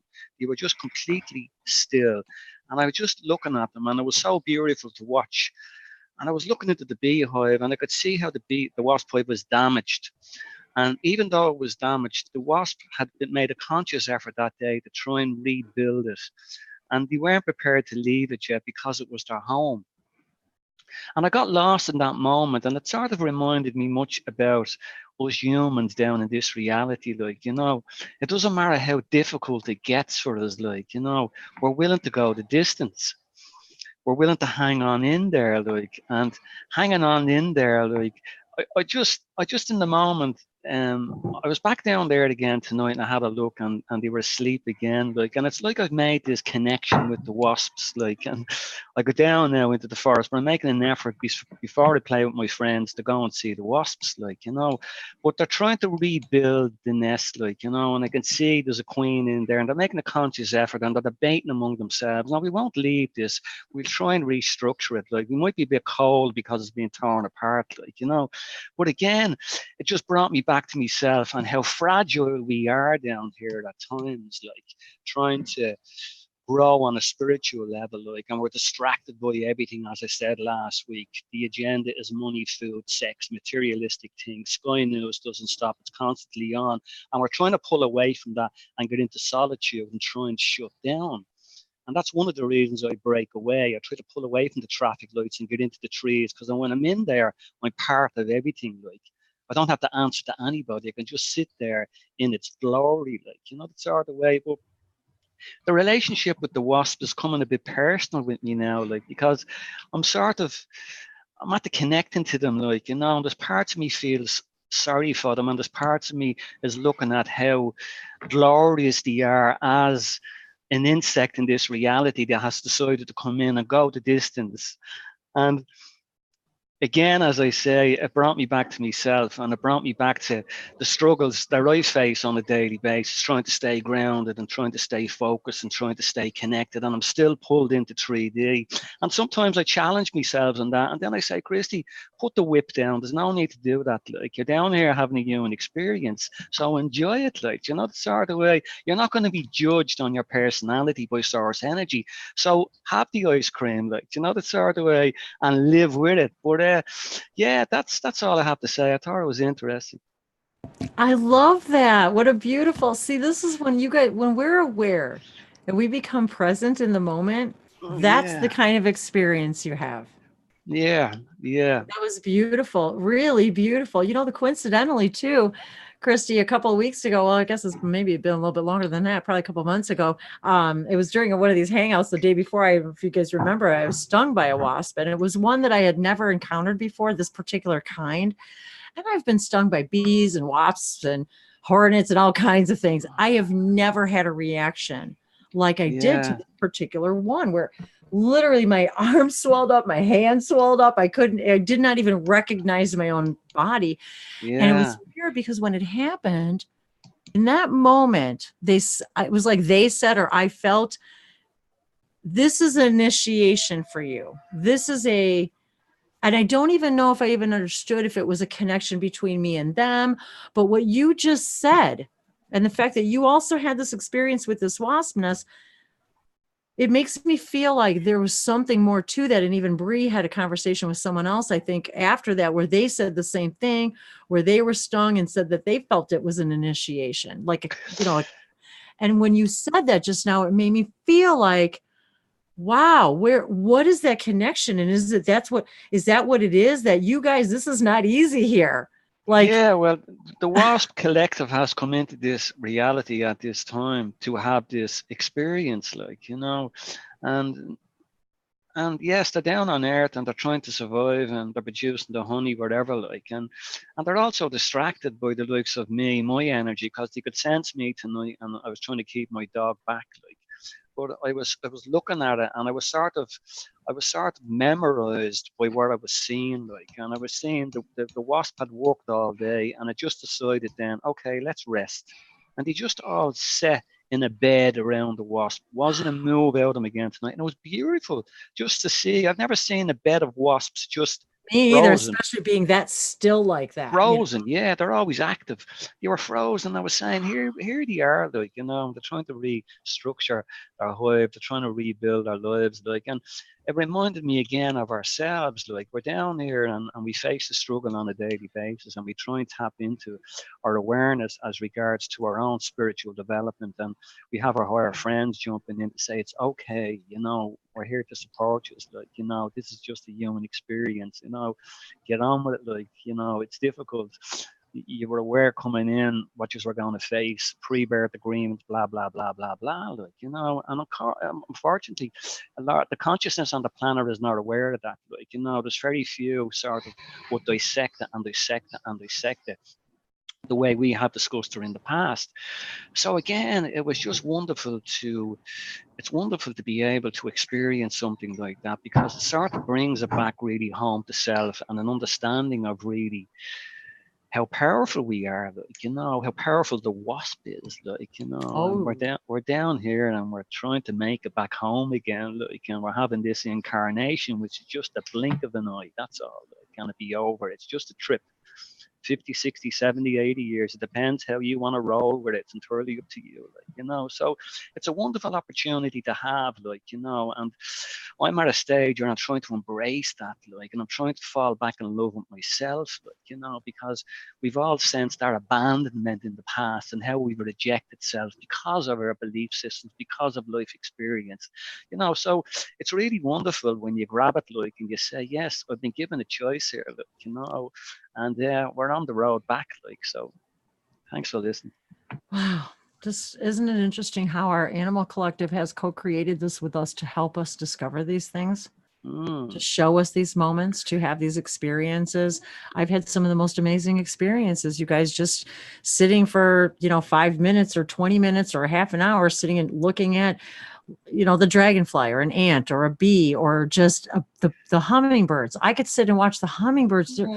They're one of the most fascinating creatures ever. And they said to me one day, we are here to teach you. We are here to teach you what it's like to move through parallel realities, that you guys are moving so fast, moment by moment by moment, passing through physical reality, parallel realities so fast.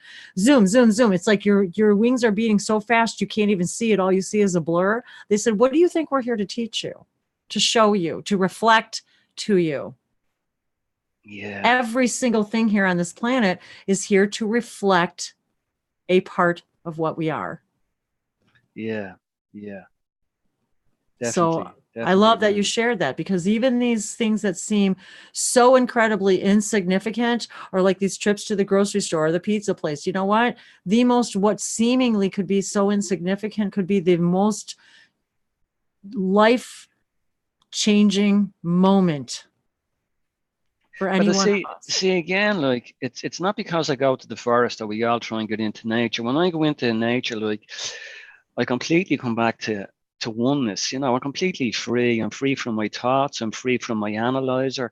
I'm back down in my heart energy, and I'm just there, and I'm just in the breath, and I'm looking around me, and I'm smelling. I'm looking at the trees. I'm connecting with the earth. I'm feeling the grass and things like that. But again, it's like charging the batteries, like, we have to really, take care of ourselves in that level and realize that we have to come away from the SIM card. The SIM card a lot of the time is corrupt because we have collected so much data in this experience. A lot of it is negative, and it creates fear, so to tap into that awareness and realize that, I came out of the forest and I hit this traffic lights, and just as I hit the pedestrian cross, I knew again, oh, Christy, you're back in the game now, like, for the next few hours. And I had to turn into this machine, which I don't like being, like, because I'm watching traffic and I'm watching other energies around me, and we're constantly challenged.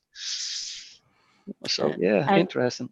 Very, very, very. And all this whole thing, this whole weekend and me and going grocery shop and all of it, because I finally let go of so much resistance about so many things, is when I was able to actually open up to all of this, and all of these beautiful synchronicities. And yeah, there was something else that you said that I wanted to touch on, and I can't think of it at the moment. Yeah. The fear element will continue to play with us, like, because the analyzer, the ego is always in the background, like, and the ego is a great mentor to have. Like, it's developing that relationship with the ego, and he will show you a lot about yourself, and he will give you some insights to how you can grow on a spiritual level. But yeah, it's a full-time job, like, but we all are aware only the best came back in this time, because we've done it all before, like, and we were selected, like, to be here at this specific time because of this awakening, this ascension, call it what you like, or this, move up to the next grade, like in college, call it what you like. But and that's it, really. So the fear, I find, can slip away, and does slip away. It's not as though it's there on a daily basis, because when you accept you're immortal, this is just a skin suit. It's a consciousness in a skin suit, and you're down here to enjoy the ride, basically. Like, but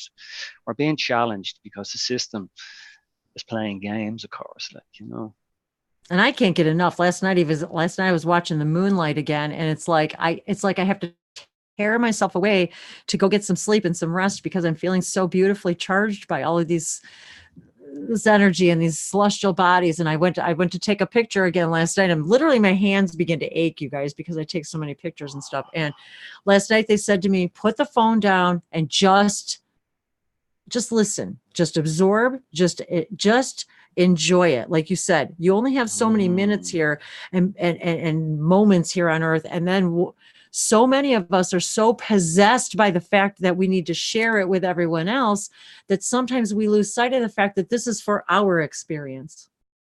Yeah, And for me to put down the phone, don't worry about taking pictures. For 5 minutes, don't worry about light codes. Don't worry about activations. Don't worry about sending the stuff out. Just be in it. Just enjoy it. That's it, Wendy. We're always, well, we're not always, I'm speaking personally for myself, like, we can live, we're always projecting into the future, like, we're holding on to the past because of whatever, like, when we use the past as an excuse for a behavior in the present. So I'm feeling this way because of you, or I'm feeling this way because of you, not realizing that we've actually given the remote control to the energy around us, and we've allowed them to control how we feel. Yep. No, so there you go. Press the volume button. I want you to play with my emotional state, and that's what we do, and that's how society has programmed us. That's why Sky News and CNN is on the air. They try and keep you in that fear mode. So to pull away from that really is our challenge, is our goal, and to tap into what we're having this discussion about, which is spiritual awareness. And you know what, you just brought to me a movie I saw many, many years ago, and it was part of my learning process. And all the one line he said was, the greatest gift I can give you is my presence. And that has always stuck with me. And I think that that's what this is all about, is the greatest gift we can give ourselves, and really each other too, is the presence of each other. And that's why I will love doing this. And thank you for sharing all of that, Christy, and all of you for all of the sharing. Even Dave said, Dave just said in the chat out there on the YouTube, I really love you guys and really appreciate your sharing your stories with all of us here. And I wanted all of you to know that, because that's why we do what we do here today, to bring, it's not just about me and my stories and my experiences, it's about yours too. And how can we share, and what does all of this mean on the grand scheme of things, and, meeting each other in life. And so I appreciate and love and honor and respect each and every one of you in this room, watching this video, in every now. The greatest gift we can give each other is our presence, but the greatest gift we can give ourselves is our presence. And why do we call it presence? Isn't it funny how we use our language? Presence. Seriously, it's not an accident that we use this stuff. So, thank you, all of you, for your amazing sharings today. Thank you for allowing me to share my little amazingness in my world and my everyday stuff, so that I can show you guys it's not just about speaking light languages. It's not just about sitting here and saying, okay, let's put out this or let's put out that. Yes, we can do that. And yes, we will do that. Yes, we do that. But it's bigger than that. It's about what did this do for me, all of us, and whether you speak them or don't, or whether you're part of this wolf pack, we're in this together, supporting each other. And these hangouts, these Wednesday gatherings are about all of the layers of the light, all of the languages of lights. And then one of the biggest reasons why I didn't add all these other stuff that I do, like in sessions, like with crystals and oracle cards, because this alone is so big. This alone is so big that I didn't want to open it up and muddy the water with all of the rest of that stuff, because there's plenty of time for all of the rest of that stuff. What I wanted to do was answer your questions, my questions, and gather with all of you about all of this. And like that story about that, and the bees and the wolves and the dragonflies, and what does all this mean to each other? And it's not just about speaking light languages. It's about what has all of this done for all of us collectively, and our awareness of all of this. So thank you once again for all of you for being here, for sharing with us, for sharing in the YouTube chat, for the blessings that I receive from all of you with your visits to my channel, to my website, to the interactions that I have with each and every one of you, privately, personally, collectively. I'm every day, I can't tell you how blessed I feel, and how there's not a day that goes by that I don't say, what more can I do? How else can I do this? Where else, where else can I gather? How many more ways can I do this with all of you guys, and different times a day? And so I thank all of you for everywhere over the world being here today and making an effort, whether it's 3 o'clock in the morning or midnight, or whether you're in Australia and it's 5 in the morning, or whether you're in Ireland and it's late at night, or wherever and whenever you are. And thank you, Bree, for being here, and thanks to all of you. We don't even put an end time on these things, because we want it to go where it flows and go where it goes, and not really put any restrictions on. But we know when it's time to say goodbye, so that we all have balance. We all have lives and things to do. And so thank you to all of you. La shana se, la gozata se, la koso, vashona te, ikalashona te la ki, sote se. Bree, is there anything that you'd like to say before we close out? I know we didn't speak a lot of light languages today, but I think what we did do today was just, once again, a miracle. La vashona se te. I agree. Yeah, thank you. Yes, I would like to provide a light language blessing. I've had some heavy weeks. These past few weeks have just been a lot of dense energy, and I'm coming to a lot of new perspectives and understandings, and light language has been very monumental for me to continue shifting my perspective, and to continue seeing things from higher perspectives, instead of the ground floor and victim games and the things that we've been taught to play in.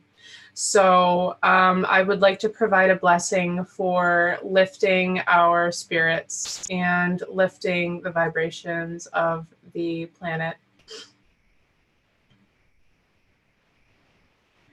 Ne si shu sui ki si hiyosu hiki shusa nia toto ere ea soto oishi ioto oishi ki si hiana hato hoto hushi hia kia hayoto iako hushi kia anato toesha ayoto toe tia ra ana yusoko oro shuku unia ioto hateasa autu shuku ahai haya hatu rutoto antiao tiki shai asa haya shaya sa ondioso ke onyatao onyate shaka ara aiso ayasa anya otoshu o ese yato hoa shenhea shen ototo ehi kyoto ishisia noto shoso noto to shosueke ianeta yosoto to shuku suhuite yato husu hutuku to huite yato oeshi niata oshinia yato toete yato toeta arati su kutu shukuto oni yato ishisia yosho otoeshi ayoso onea iasia taose ia kiaute shao ora ayasania o ara ayasania ta onte shaka ant oete ant ishi antausa yanta otto ishi nia nete anyo to ono to oniet is ikia o shai in yo o ai is o ana yun o ai nayan ana yun isu ko ushu uise. Yaso, yashao, hantiase, hantiase, mashoakeasa. Wow. Yeah, so I get to should say, I was getting all types of translations, but I could not even say them fast enough.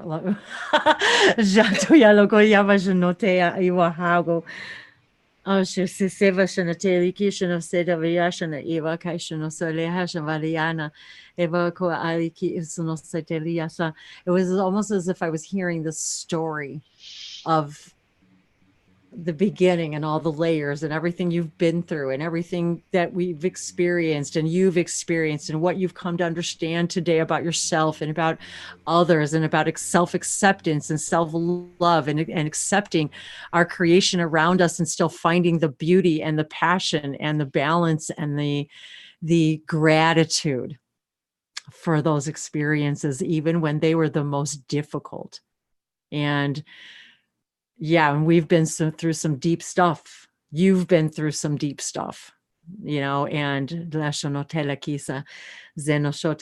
it was as if you were saying to everybody, it is the worst ride of my life, yet it has been the best experience ever. Like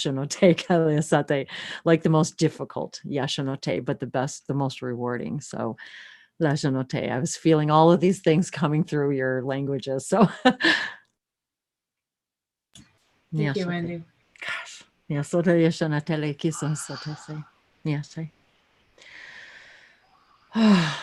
thank you, Bree. Thank you, all of you. Mashana Kela, once again, for being with us in this way, in this now.